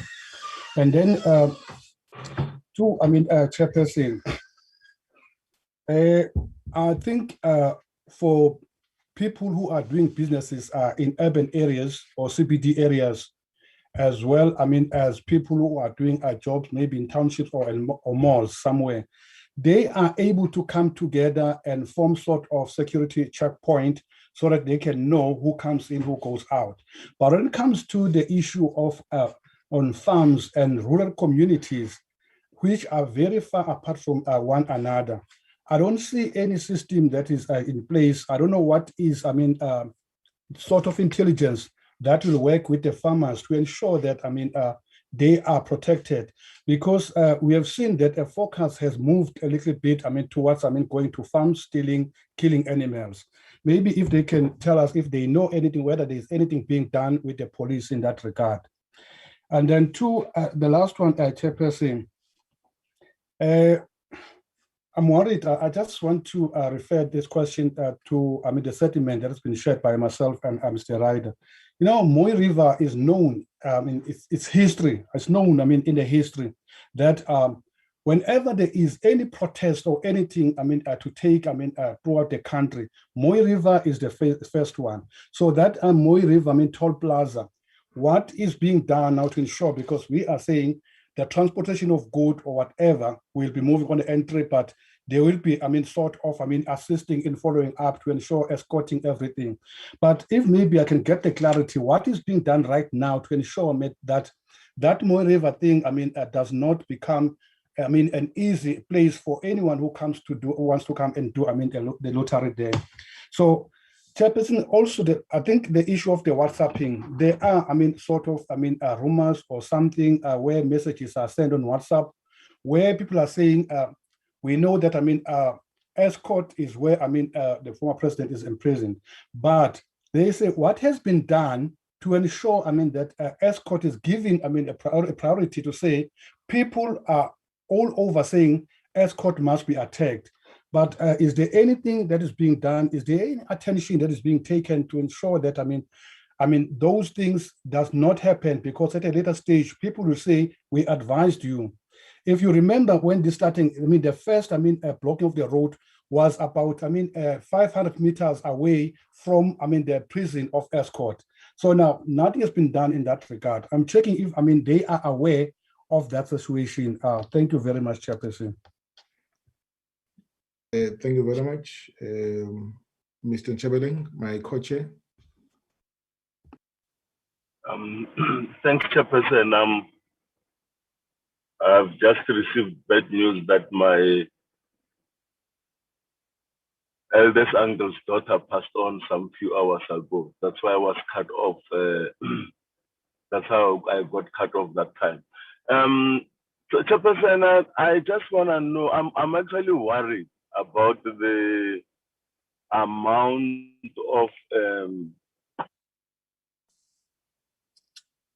automatic rifles that are automatic assault rifles that are brandished in public in some instances, particularly around KwaZulu-Natal and Gauteng, and of course it happens even in other provinces. It really gives me sleepless nights to knowing that there are people who've got arms of war as civilians. Is there in this operation where, we're able to retrieve those guns and, rescue those civilians from those dangerous guns? Because, a gun, an automatic rifle in the hands of a civilian can be a danger to themselves. But again, to say, when the president calls for joint operations between the police and the army, it's not because another wing is failing to do its work. It's because the job is so enormous, that it's so vast and dangerous that you need to support one another.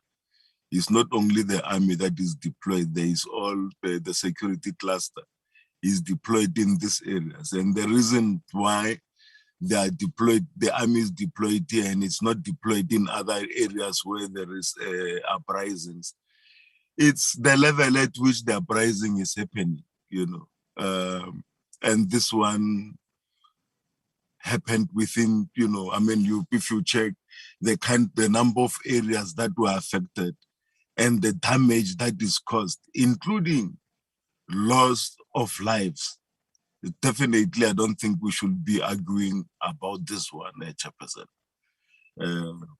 I think the countries together that this thuggery, mayhem and theft and wanton killings, we've got to put an end to them.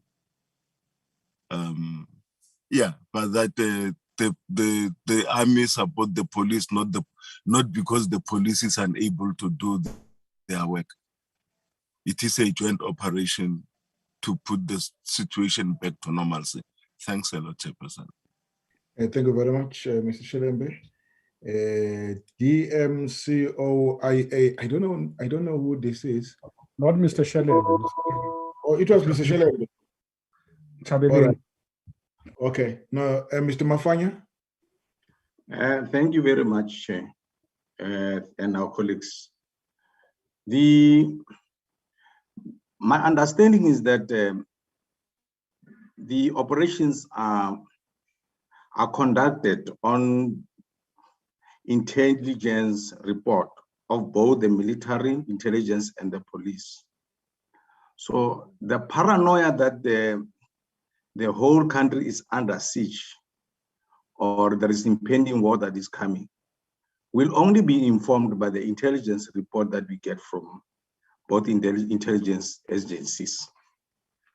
So the issue is that there are so many reports that come from different people, from the media, from officials and politicians, and but it doesn't talk to us per se, because each individual has got his own perspective of seeing things in the manner that do. Now, the committee, when it sits, it gets facts from the ministry and as well as from members. Now, if we have to take rumors and begin to think that everything is out of control of the police, it will lead us to go astray. But the question to the general also is that there are quite a few people that are assisting the police. We have the CPF, we have private security.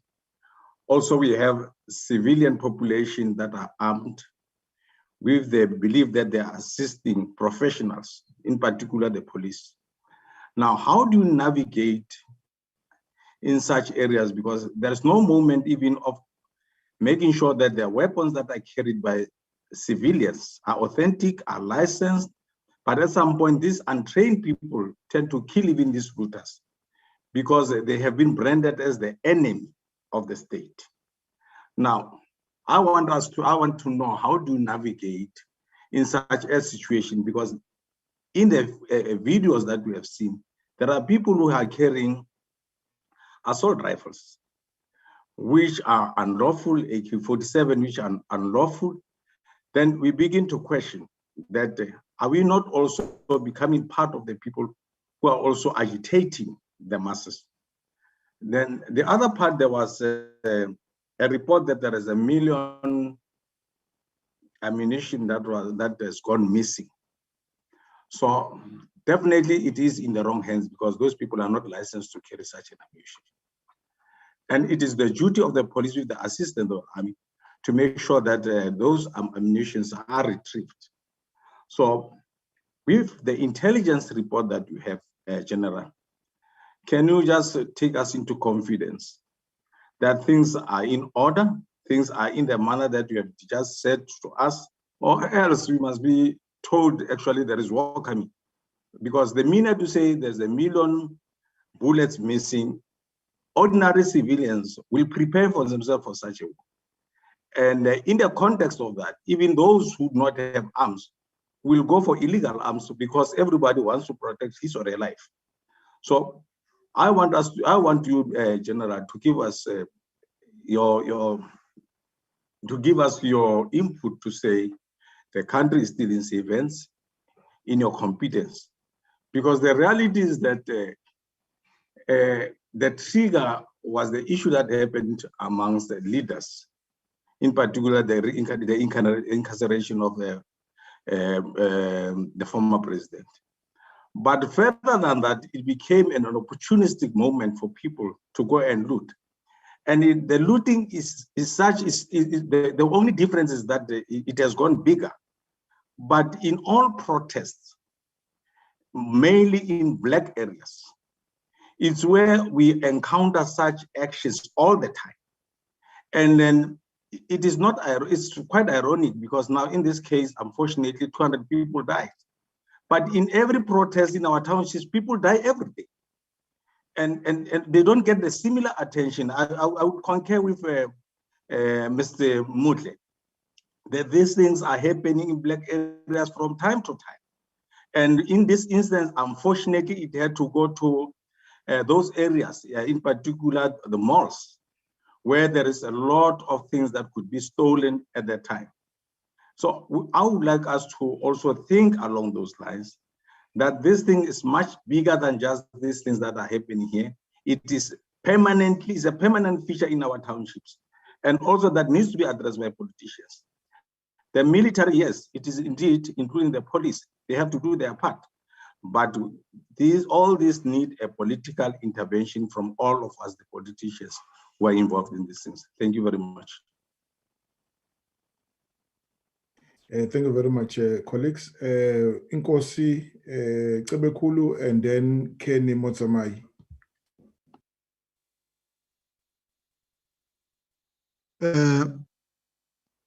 Chairperson. Thank you, Chairperson. I don't think I have much to say since forum members have raised a lot of questions. But just one thing I wanted just to point out, Chairperson. All members are pointing out the challenge of these bullets that have been said to be, or the ammunition that has been said to be, to have been stolen. The Minister of Police is on record having said over 1 million of those ammunition that have been stolen or looted from one of the areas down in part of Durban. No mention has been made about the battles that have taken place in our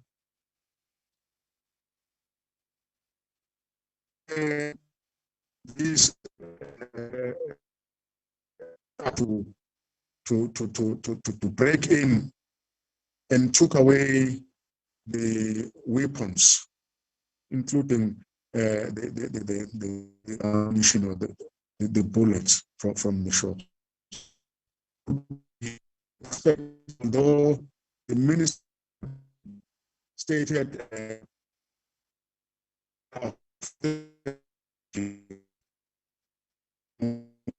would not fully agree with that, simply that is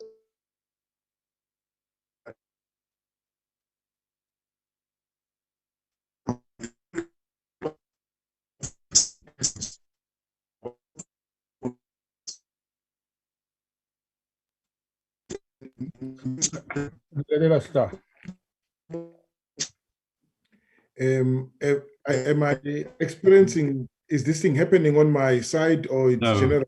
No, it's not general. audible. It's not audible. Yeah, Oh, no, we can't hear. Yeah, all we right. can't hear nothing. Can we drop you in Kosi and take Kenny Motsoma? I will come back to you if you agree. And then there's General Olomisa. All right, let me take Kenny Motsomai. I'll come back to you in Kosi and then the General.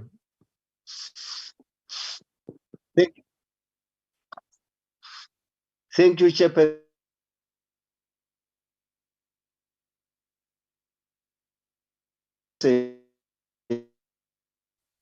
Same applies. Same applies. Same applies. Network is bad too here. All right. Kenny Motsomai, can you take a break? I'll come back to you. Your system has some challenges. Can you fix those challenges first? And can I take General Olomisa? There is Miss Ntembo after General Olomisa. Thank you very much, Chairperson. And notwithstanding that, we are still waiting for the generals to respond.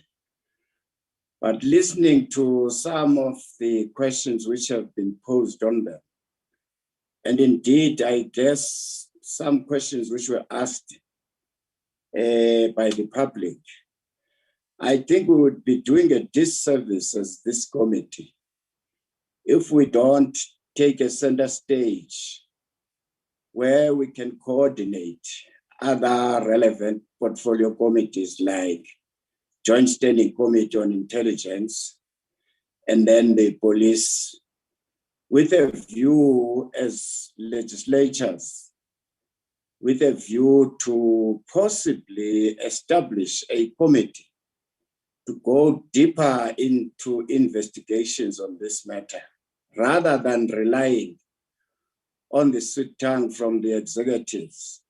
There are a lot of questions which need to be answered. I don't think these poor soldiers will be in a position to even attempt to answer some of these questions, given that the causes of the whole problems are being massaged. We don't know where it started from. What were the reasons? The authorities are not telling us. That's my submission. Thank you. Thank you very much. That is noted, General. Honorable Mtembu, Alice Mtembu. Thank you very much, Honorable. Are you in a position to set your audio, your video on? If not, I will excuse you. I'm not in the position, Honorable Chair, due to poor network in my area. Thank you. Thank you so much. Let me firstly allow me to welcome a presentation and also appreciate a presentation. Honorable Chairperson, I just want to applaud an initiative that is taken to deploy soldiers in our areas. Although it was a bit late, Chairperson, according to the damage that has happened. But a presence of our soldiers in all areas, it makes a huge difference in the communities. It also stabilized the situation. The situation was worse and it was hectic. When soldiers arrived, they just do a huge difference. But I just want to check, Honorable Chair, whether are they also going to go in rural areas, or they will be around town? I'm trying to check, because even in rural areas, there is a need of just see the soldiers to just go around, and even if they won't be there all the time. But in the mere fact, Honorable Chair, I really appreciate a deployment of soldiers. It was a very good initiative. Thank you so much.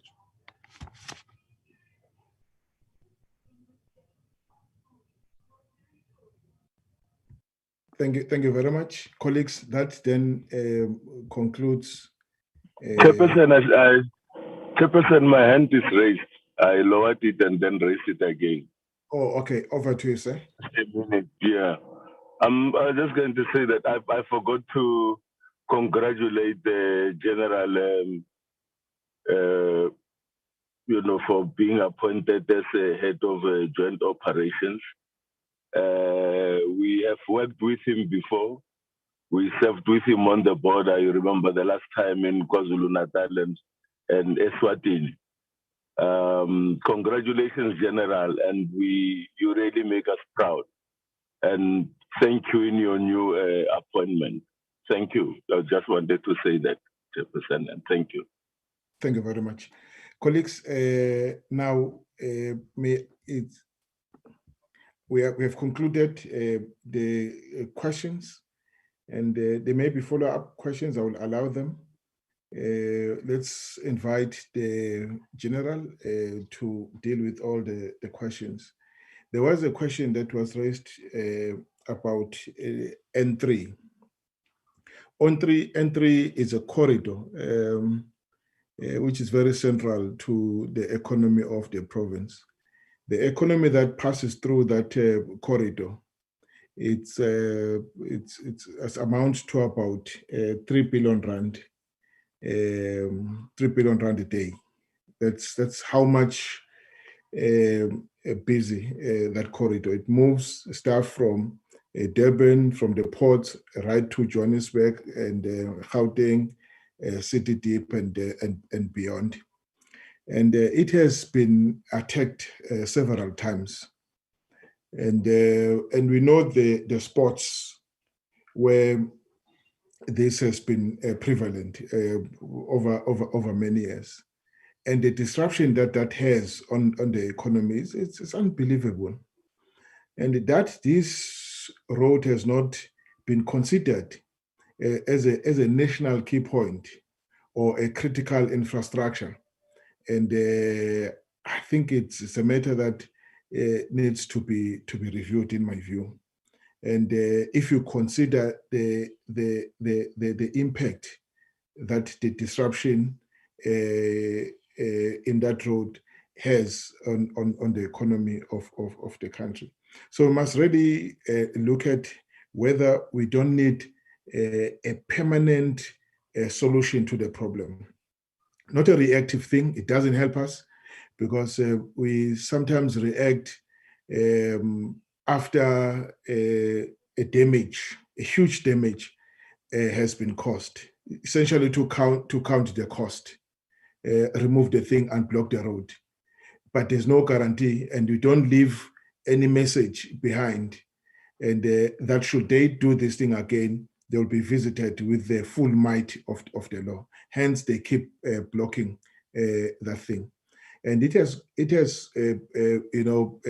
it nearly brought the country to its standstill when it comes to food security and medical supplies, fuel supplies. And you tamper with those. You tamper with the nerve of any action of any nation. It's food supplies, medical supplies, and fuel. You see, so I don't know what message the general has in this regard. If they've not considered this, maybe it's a matter that must come on the agenda again. It may not be the only major arterial road, and that it must come under their radar. We may look at other arteries and check if they should not really be considered a critical infrastructure that must receive attention at all times. And so I just want to leave it at that for now. And General, over to you, sir.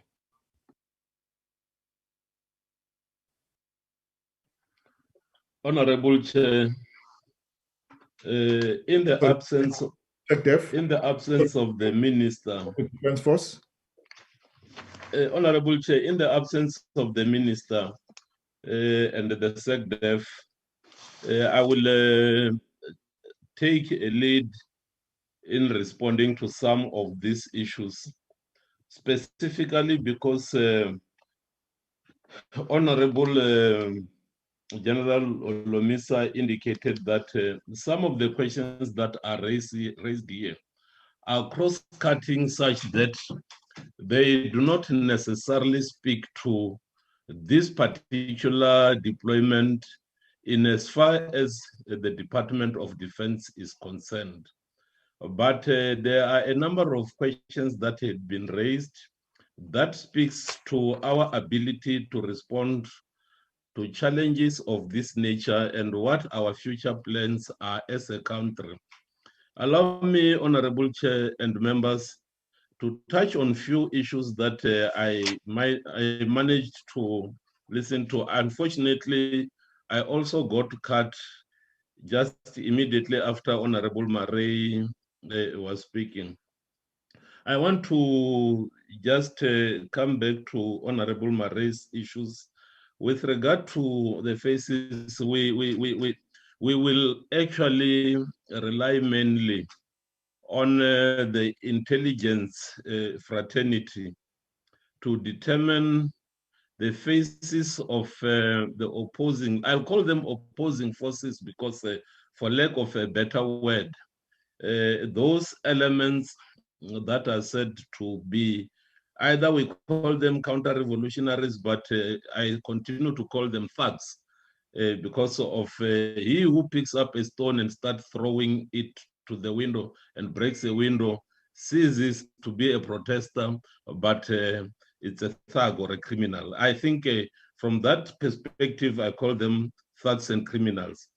Honorable Marie, I agree with you. We will engage the intelligence fraternity to work out the intelligence estimate in terms of the possible phases that they may be in.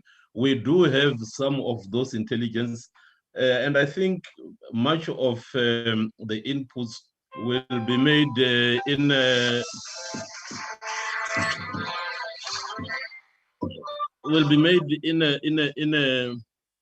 an environment on Tuesday when we will be able to discuss and deliberate much more openly. That is the first iteration that I will make, Honorable Chair.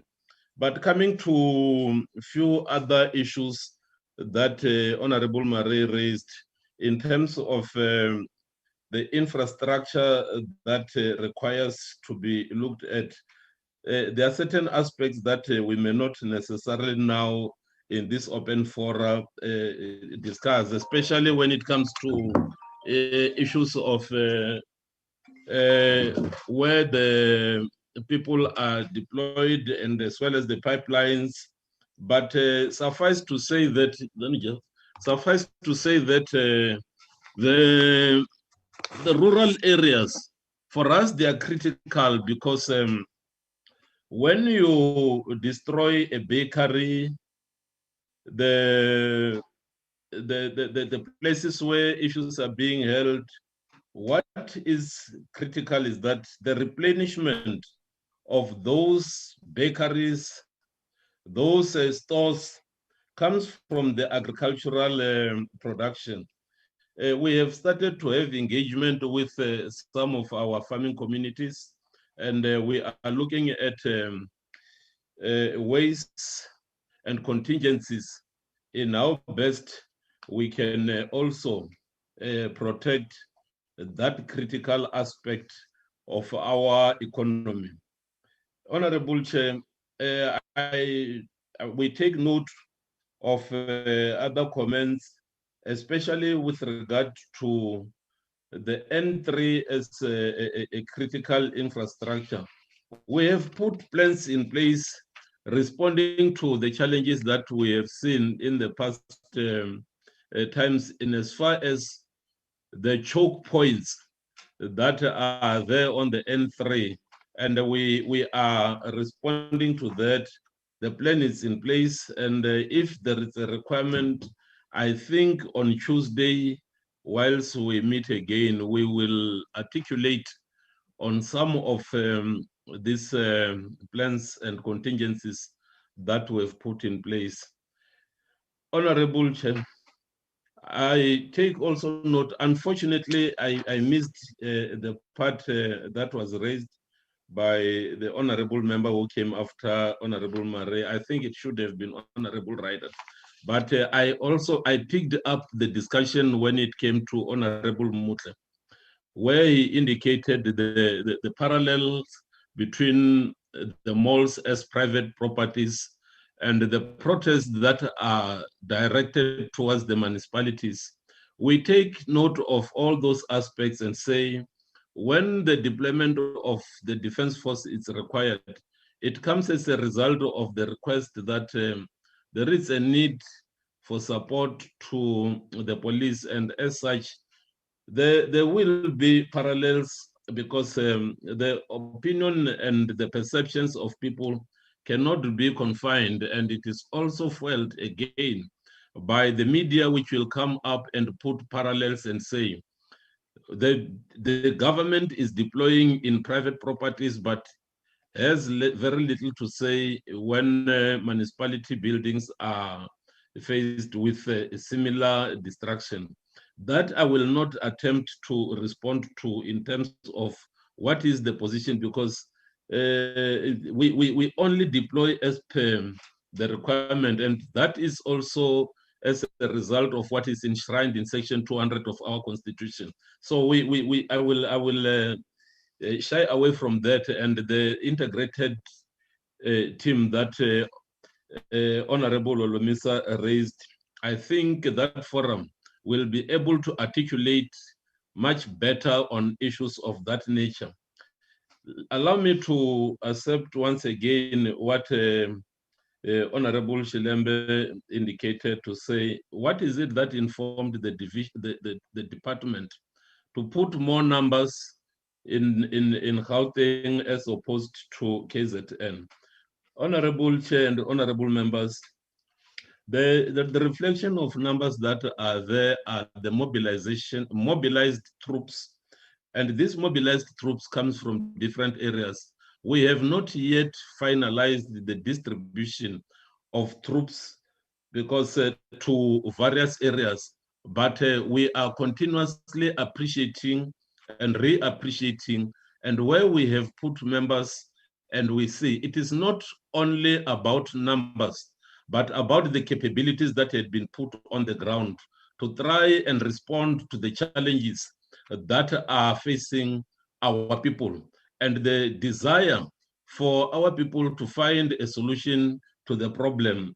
So therefore, it is not just about numbers, and where we feel that there is a requirement for us to put additional numbers to the task, we will do so without any challenge. We are responding positively to the issues, and we will take the advice and say, I think if we do flood the place with people, that will reduce the threat. But at the same time, if we put more equipment, that becomes more of a deterrent.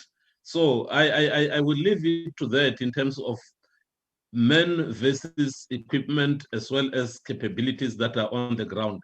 I will not divulge much on the question of capabilities, and I will move forward to the issue of the information system, which was also raised by Honorable Shilembe. This is very critical in terms of coordination, because people come to pick up pieces and bits of information, and some of this information is critical and essential.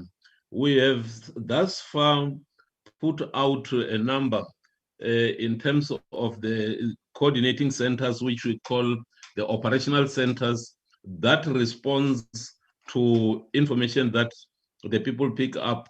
What is required is for us to publicize those numbers, so that whenever people pick up essential intelligence, that intelligence should reach the security forces in time, so that the security forces can be able to go and respond to some of the challenges. And that is really a good way, because all this effort by the security forces is geared towards the protection of our people, and our people are central in their own protection, because all these things are happening within their communities, and as such, they are the ones that can best inform the security forces in terms of who and where are the people that are responsible for instigating and planning some of these actions. So we welcome the inputs that were made by Honorable Shilembe, and we will pursue that in terms of publicizing the lines that people should contact for providing information, even if they want to remain incognito, so that they may not necessarily be victims of some of these criminal elements. Honorable Chair, I will also touch on an issue that we need not respond to rumors. There are times during this period that the order cycle of commanders had been overloaded. The order cycle is a planning cycle that allows the commander to go about observing and then making decisions. But when it is overloaded by information that some of it is not credible or it's not vetted, it becomes problematic because the critical aspects of information that requires to be acted on gets diluted in a myriad of snippets that comes into that cycle.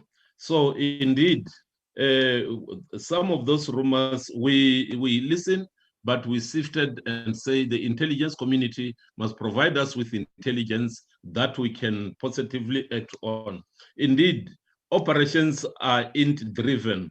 We cannot go into any form of an operation blindfolded because it means we will not be able to act proactively. I am also trying to touch on the issue that was raised by Honorable Nchabeleng, that there are a number of people that are brandishing the weapons systems. That part, we do agree that it is illegal to have a weapon that is not licensed. And according to the South African law, it is the automatic rifles are not supposed to be in the hands of civilians. It becomes dangerous for both the holders and for the people around them. But I leave that to our capable police to look into that. We are in support of the police. If they come across a situation where they cannot respond to, and they feel that their lives are in danger, part of our responsibility is to try and protect each other. We give each other close fire support, if I may put it in that way. But basically, we work together in trying to make our people's lives safe.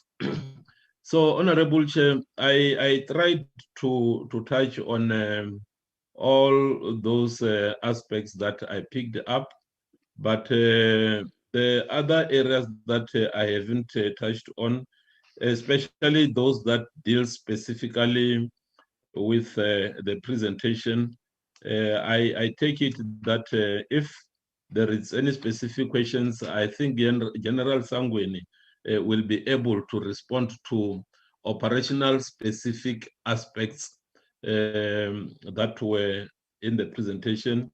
Suffice to say, we have submitted the implement papers at 25,000, and with the budget of 615 million, and we have started now to act, and we will continue to act until when stability is restored and the time frame of our mission has been reached. I submit and I give over if there is any clarification from the part of General Sangweni. He is the owner of the presentation. I am responding both on behalf of the minister and on behalf of the SANDF, as I was delegated by the two to be the senior person. Thank you, Honorable Chair. Thank you very much, General. Maybe before I invite General Sangweni to deal with the operational issues, and you are all responding to intelligence information. So in other words, the response is intelligence driven. But it concerns me that we don't seem to be characterizing the problem in the same way. I mean, let me just make one example. And the former president, Thabo Mbeki, says this is a counter-revolutionary insurgency, because he believes that what the country has been through has the hallmarks of a counter-revolutionary insurgency. The president said this is an attempted insurrection, because indeed, if you look at it, it bears the hallmarks of an insurrection. And so an attempted, a failed insurrection. It failed because our people did not support it. If anything, they defended their property and businesses. It's only in some areas where this continued unabated. And then 3, the minister today says, look, we can't characterize this as an insurrection, and it's just counter-revolution. It basically says we're dealing with crime. I mean, it's just whilst all these others are also, criminal activities, but she doesn't go further. Doesn't go beyond looking at this as a counter-revolution. Now, see, and the Minister of Intelligence the other day was basically saying, no, we're not dealing with a coup or an attempted coup. And I'm not quite certain how she characterized this problem. The Minister of Police was saying, look, what we saw is just a small screen, and this thing of looting and touching of the infrastructure. It's just a small screen. In actual fact, and the plan was to attack certain installation that if they did not intervene in time and assisted by intelligence, would be talking something else, Now, and then he says, this is a crime against the state. So, I mean, if we all have not characterized the problem, to say this is what we are dealing with, then I wonder if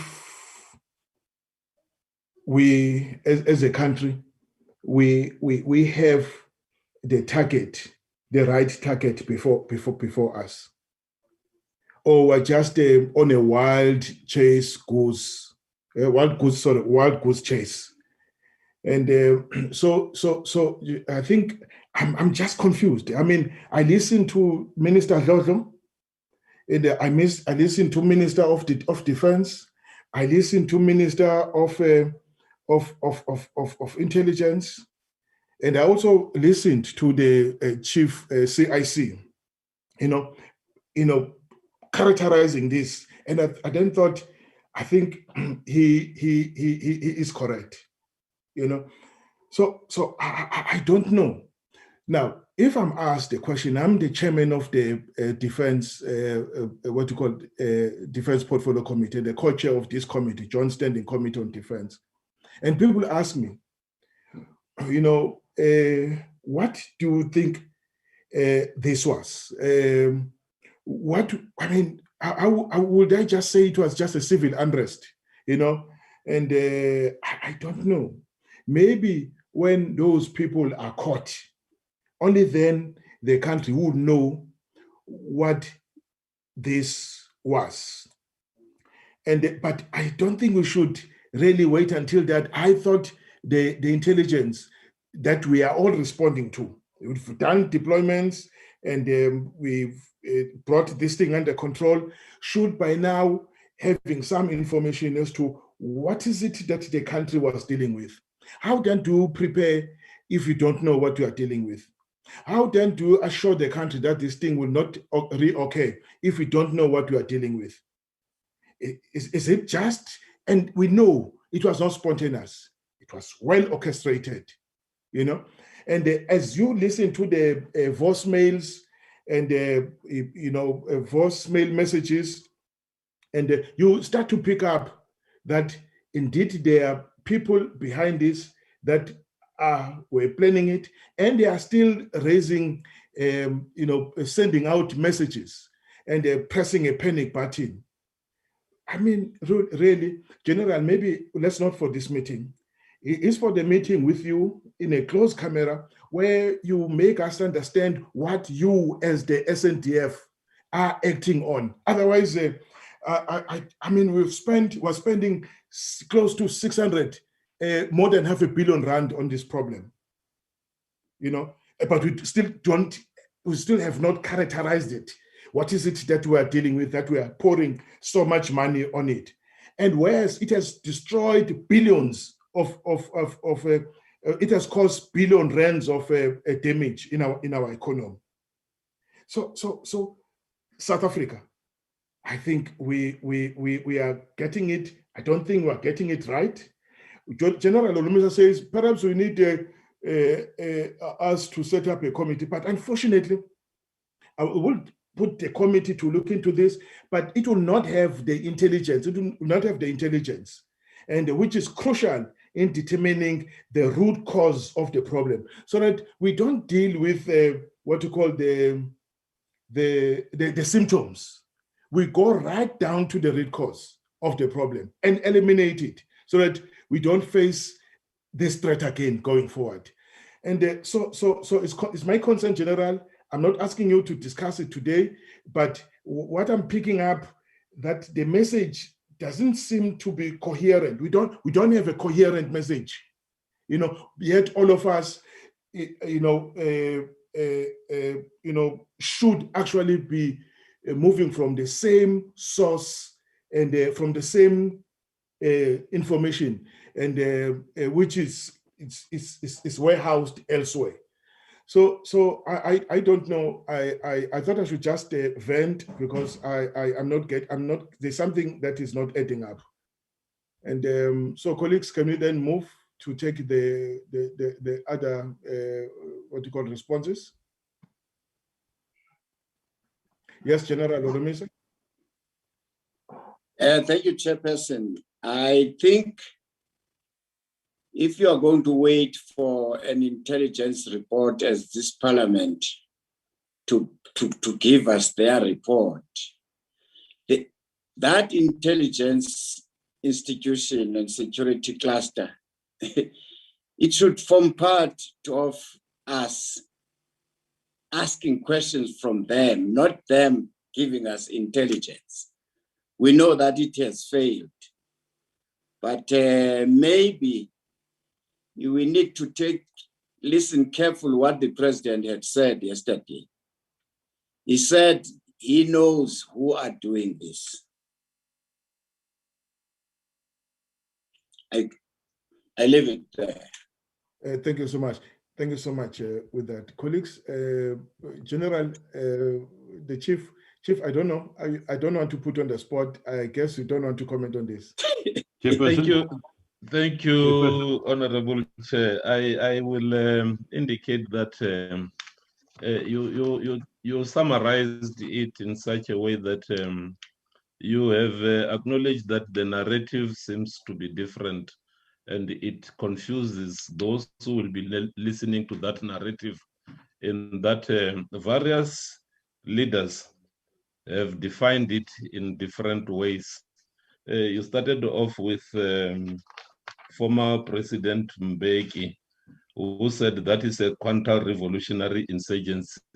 And I will not at the moment respond. I will just try and correlate what had been said by various leaders, from former President Mbeki to the Commander-in-Chief, President Ramaphosa, who said that is an attempted insurrection that has failed, and coming to the Minister of Defense again, saying that no, maybe we shouldn't be looking at this as both a coup and insurrection, because a coup and insurrection have got a face that people rally behind, and in this case, this is a faceless issue that we are currently facing. And again, coming to the Minister of Intelligence, saying that no, we are not dealing with a common issue, but with a specific aspect that do not comprise specific issues. I wouldn't like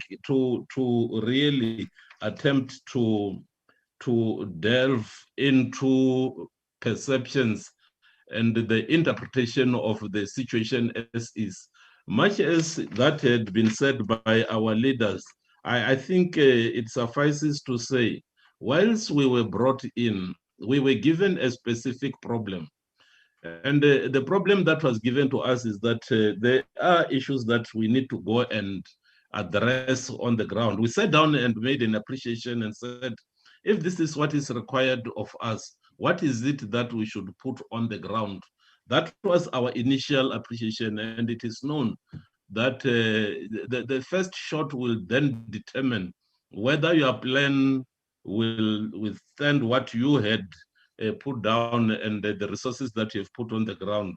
Hence, we came back with the reappreciation again. And after that reappreciation, we realized that we had overestimated some of the state capabilities, and therefore, our involvement in just trying to safeguard some of the infrastructures may not necessarily address what is now coming out as further information or further intelligence that was fed to us. I think what General Olomisa said is very important, in that we are a security establishment, and the Portfolio Committee on Intelligence is entrusted with the responsibility to answer on intelligence issues. And the Portfolio Committee on Defense, as well as the Joint Standing Committee on Defense, as an oversight, will deal with defense matters. And our involvement in this case has to be actually guided by what the Portfolio Committee on Intelligence should have interrogated and come and engage.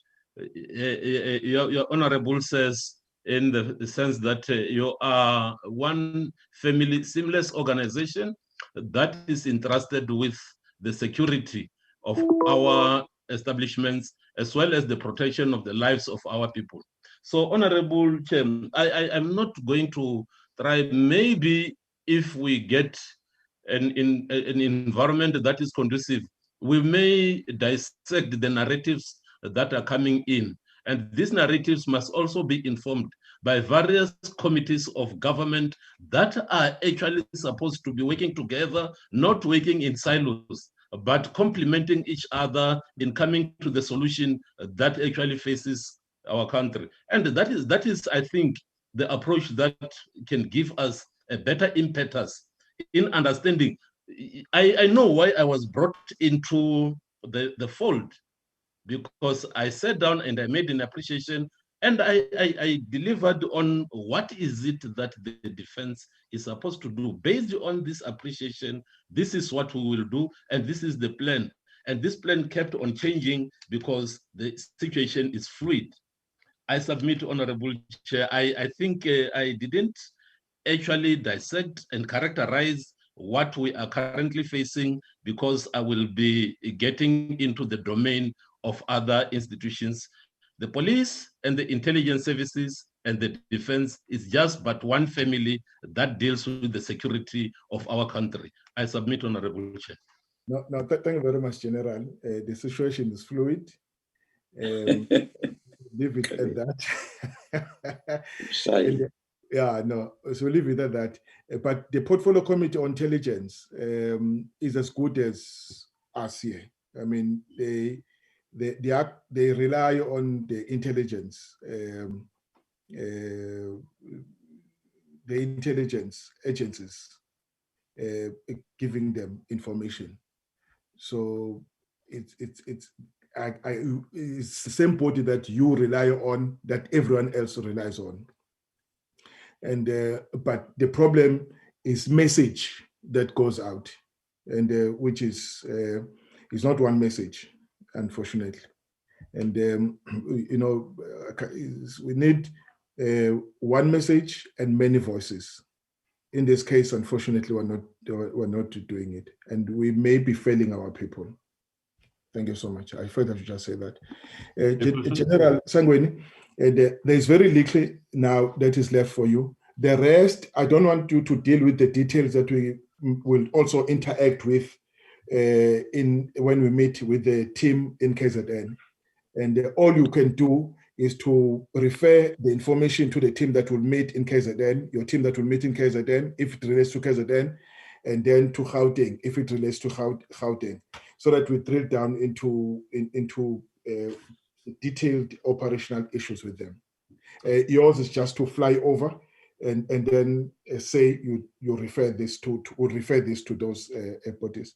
And then in your presentation, you must also tell us who we meet when we get down to KZN. For example, the general, the chief of the defense force said, I think I agree. We have a lot of information that comes into our position that we don't know who we must give it to.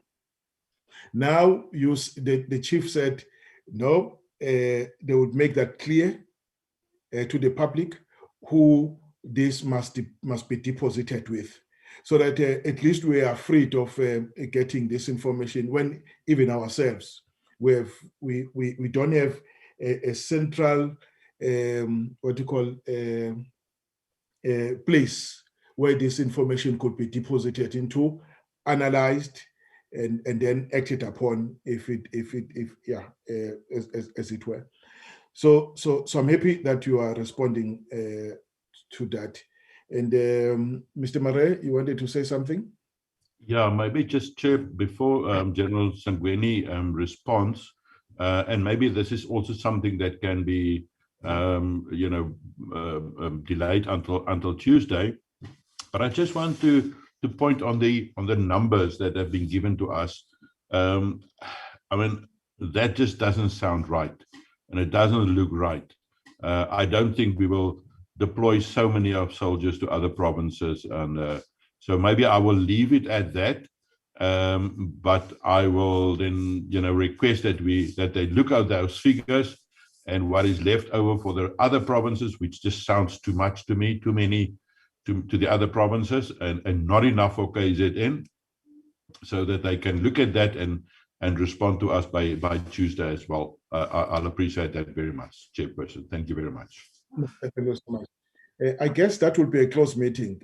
General, Chief, would you want this meeting to be in camera so that we look at these issues much closer? Thank you, Honorable Chair. When we started, Honorable Chair, I requested that we should balance between operational security and oversight responsibility. I would request that the Tuesday meeting be in camera, so that I always believe that all issues that has to do with operational security and security, we need to be sensitive. So I humbly request that it be in camera. Granted, General. We don't want to compromise the security of the country. And so let me then invite General Sangweni. General Sangweni, I'm sure I've made your job much lighter with the issue that we will interact with some of these issues now when we're in the provinces. So you may then deal with the cross-cutting issues, but pertaining the issues of the operational issues, as it were. Colleagues, do you agree with this approach? Yep, no problem, sir. No problem. Thank you so much. General? Thank you, Chair. Firstly, let me appreciate and thank the members of the committee on the words of support and encouragement on the work that we are doing and the work that you are still going to do. And also, I'd like to appreciate that there's a semblance of understanding that this situation is very fluid. It is not very easy for anyone or many of us to actually determine the gravity at any point in time. So yes, we're working on a mode of responding. Yes, we have plans that we have appreciated, and the Chief of the SANDF has indicated it clearly, and those who've been exposed to the military that the first shot always determines. And then what do? We then reappreciate and review and realign our plans. We are also fluid in how we conduct this business. So yes, the one point that I will respond to is not many or much that were in the presentation, but Honorable Mare had asked about the command and control system. The command and control system that is applicable now is in line with Operation Prosper or internal operations. The military in internal operations is the system of the prop joints, the system of the provincial joints and the national joints. All our discussions and planning have to converge there, and we take a common approach in terms of what to do next and how to do it. And based on the legal framework that the SANDF in internal operations is in cooperation and in support to the SAPS. We endeavor at all times to follow that regulatory framework, which might then sometimes be seen by others that we are not living up to the task or to the requirement. And this committee is also cognizant that it is looking at how we conduct our business, whether it is in line with the regulatory framework of the country and the necessary protocols. At this stage, we are working hard and will continue as such, and we are very optimistic and hope that we will do justice and will achieve the objective I submit. Thank you so much, General. Colleagues, I think we have covered the issues. So we'll still have a discussion now that will be at the provincial level with the chiefs, what we call it, with the delegation of the Defence Force, and that meeting would be a close meeting so that we drill down to the details to understand,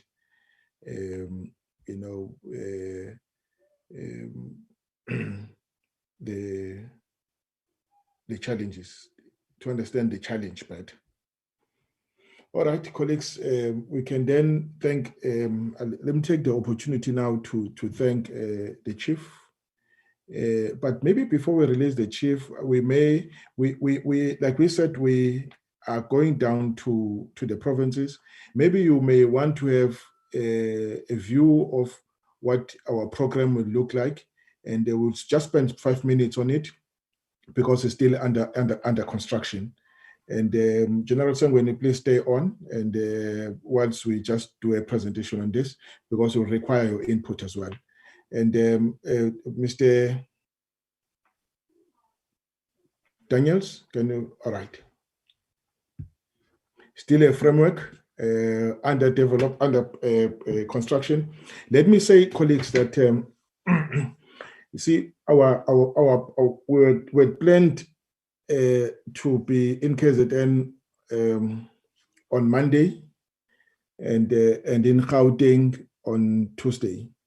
But due to logistical challenges, we moved it to Tuesday KZN and Wednesday Gauteng.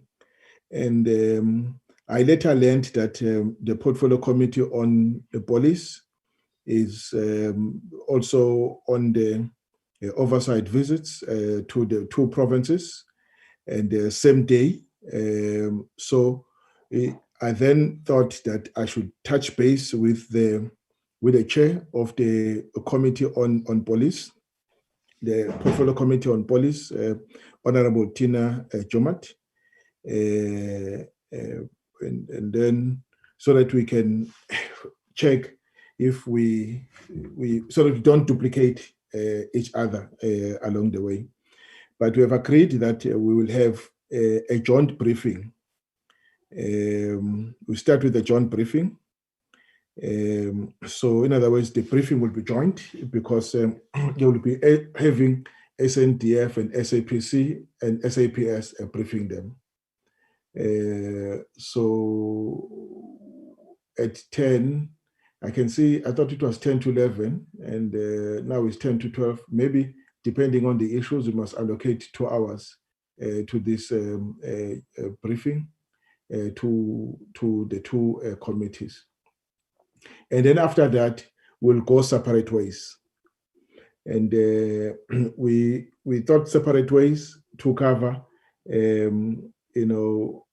so for a wider coverage. Otherwise, the people on the ground will accuse us that there are areas that have been visited repeatedly when some areas had seen no one coming to them, as if what happened to them, it doesn't matter. So for a wider coverage, we'll then split. But there may be 1 or 2 areas where we come together, we move as a joint team. So 1, that is for a wider, to have a wider coverage. 2, and to ensure that we don't go as too big a group, and due to COVID rules. And because if we are too big a group, we will then complicate the matters, because along the way, would also be meeting people. And so we try to have a smaller, not in too unwieldy group moving together. It's too difficult to move as a bigger group. And then it's easier and lighter to have smaller groups attending to this. But I leave it to you. But I thought that for maximum coverage, we need to split. And then 2, we must not have an unwieldy, group moving together. And so that's so the same thing will repeat when we get to Gauteng. So we'll have a finger lunch at 12:30 and to 13:30, and that is before questions and answers. And then we take visits from 1:30 to 4 o'clock. We have not identified the areas as yet, the areas we're going to visit, but the team is working hard on it. We had requested the input of the SANDF into the process.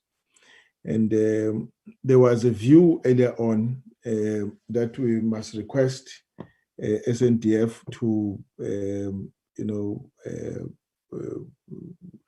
fly us around so that we can, increase our footprint in the province. But if they can't, obviously we'll rely on ground transport. That would limit the number of areas that we can deal with on either of the 2 days. So that's the limiting area we will have if we're using a ground transport. And so if it comes to that, then I then said to the team, we must choose areas that are within a radius of 2 hours so that we can move and be able to be back at the airport for our departure for Gauteng. And the same thing will happen. So in other words, oversight by JCSS Tina, by this committee to selected areas, oversight visit by the PC on police to selected areas, and engage, or they will also engage with CPF and their private security companies on the ground. So that's the portfolio committee on police. So I think the same thing on the second day as well. So that's the situation that we are placing You may want to have an input. The team is in the meeting, taking notes to improve on it. And but that is for the committee. The defense force will engage with them later on, where they submit their own input into the process. There's a suggestion from the chair, colleagues of police, that we meet on on Monday evening to then discuss our expectations for the 2 days. So those who will be in Durban on Monday will be invited to this meeting, this joint meeting, to discuss the roll of the program and also look at the expectations of the various members of the committee. Colleagues, you may want to have a word on this, and just for noting, and incorporation into the program. Over to you, colleagues. Chairperson, if I may. Sorry, yes, Mr. Yeah. Yes. Chairperson, if I may. No, I think the program is fine. I think my suggestions will only be that just from a legal point of view, I know that the indication, the proclamation the other day in the government gazette was that on oversights typical like this, we are allowed to basically, in terms of transport and also the curfew, that will be waived. I don't know if we need a letter for that, but I'm just specifically thinking of when we return, because my other suggestion will be, please pack the days as full as possible, and that we can rather fly as late as possible from Durban to Gauteng, and the same on Wednesday evening back home. But then we must just look at that practicality so that we can, get the best mileage and best value from this visit. On the transport, you've heard what the minister was raising. I just made a contact with her and I said, this is the least that can be done.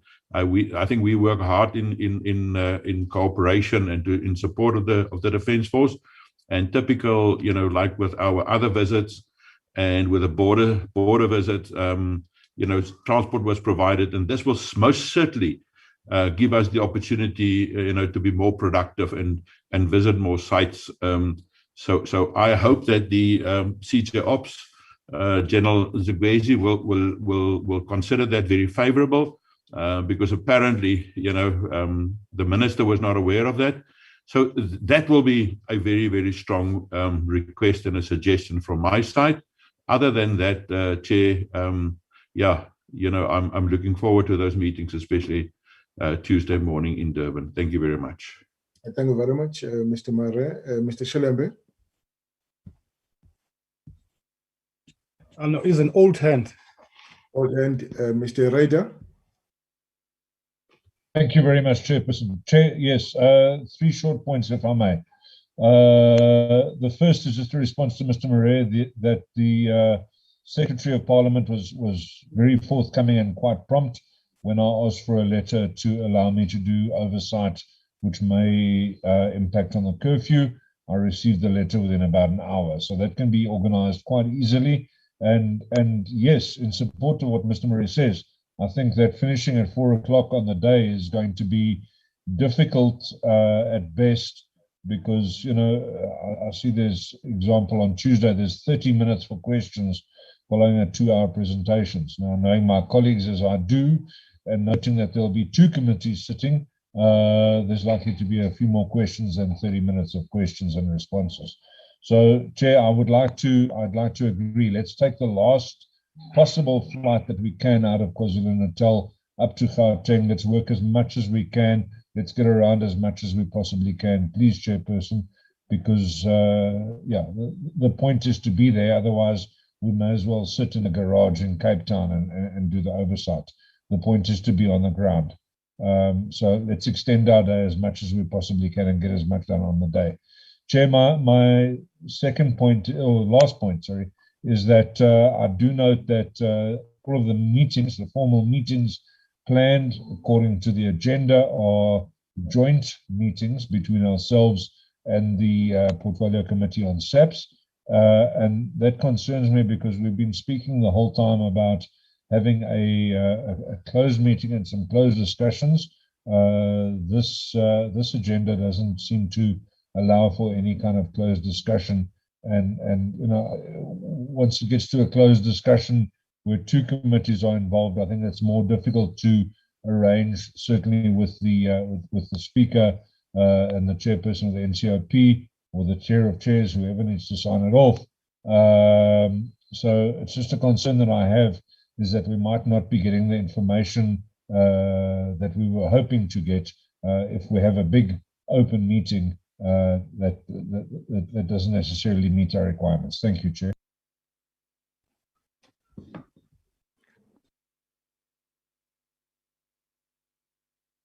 Sorry, have I lost you, Mr. Rader? Mr. Rader, are you saying that, I'm not too sure if I heard you correctly, that you see, may not meet our, you know, all our expectations if we keep this a joint meeting, that at some point we must break it so that we meet with the SANDF top brass. Is that what you're suggesting? Chair, it certainly is. I think that you know, getting permission for a closed meeting is a lot easier for the Joint Standing Committee on Defence than it is for other committees because of the nature of our work. And I do think that perhaps a separate interaction where it's just the Joint Standing Committee on Defence with the leadership of the Defence Force, I think that that's imperative if we are to achieve our objectives. All right. All right. Can I get more views on this, on the program? But I note what you're saying. Yeah, and I support what Mr. Ryder is saying. It makes absolute sense, especially in connection with what we have discussed with the chief and the minister earlier. True, that's true. And I think they would feel comfortable talking to us than talking to a bigger group. That's what you're saying. Absolutely, absolutely. Right. So in other words, we'll break the meetings. We'll have 1 hour, a joint meeting, and then 1 hour, they must have their 1 hour on their own and the 1 hour on our own. Is that correct, colleagues? Yeah, Chair, I think that's the idea, that we try, especially if there's a meeting on Monday evening, that the joint with the police be as short as possible, so that we have got adequate time with our own leadership in a confident environment that we can share what need to be shared. So I think that is imperative, that we have that opportunity. Quite absolutely. I would rather spend more time. I would rather spend more time with the generals than with the police oversight committee, with the greatest of respect. All right. Chairperson, even if we start at 9 o'clock, you know, I having served in the Defence Force myself. Oh, I see. You are right. Like to get up because we'll all be in Durban by then. All right. Yeah. No, I think I will also bring. Oh, okay, no, I think we can bring the time to 9 o'clock. Yeah. All right. So we'll adjust the program to accommodate that. Fantastic. Yeah, fantastic. Chief, do you have any?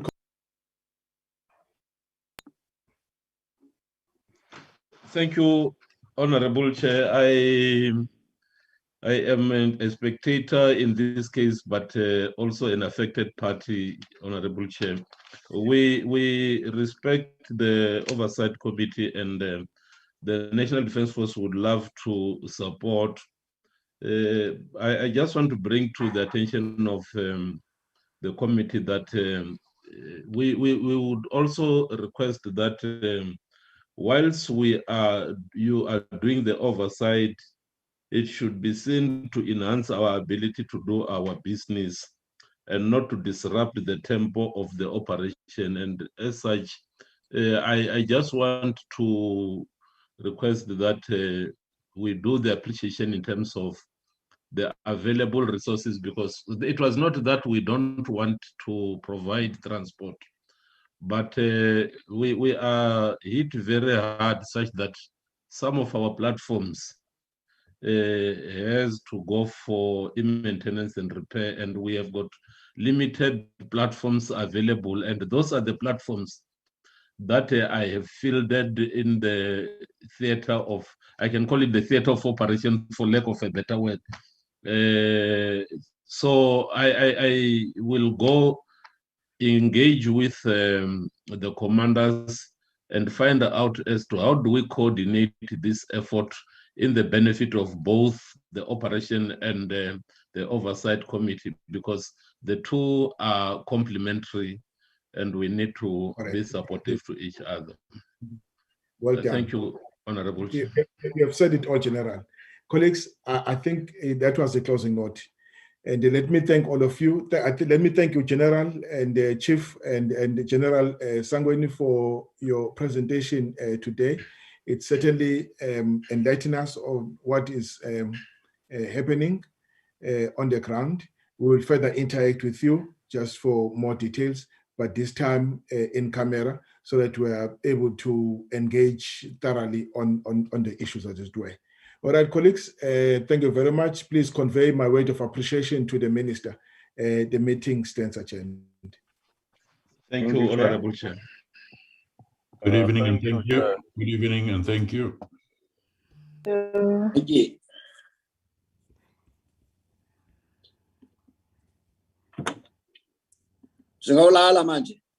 Recording stopped.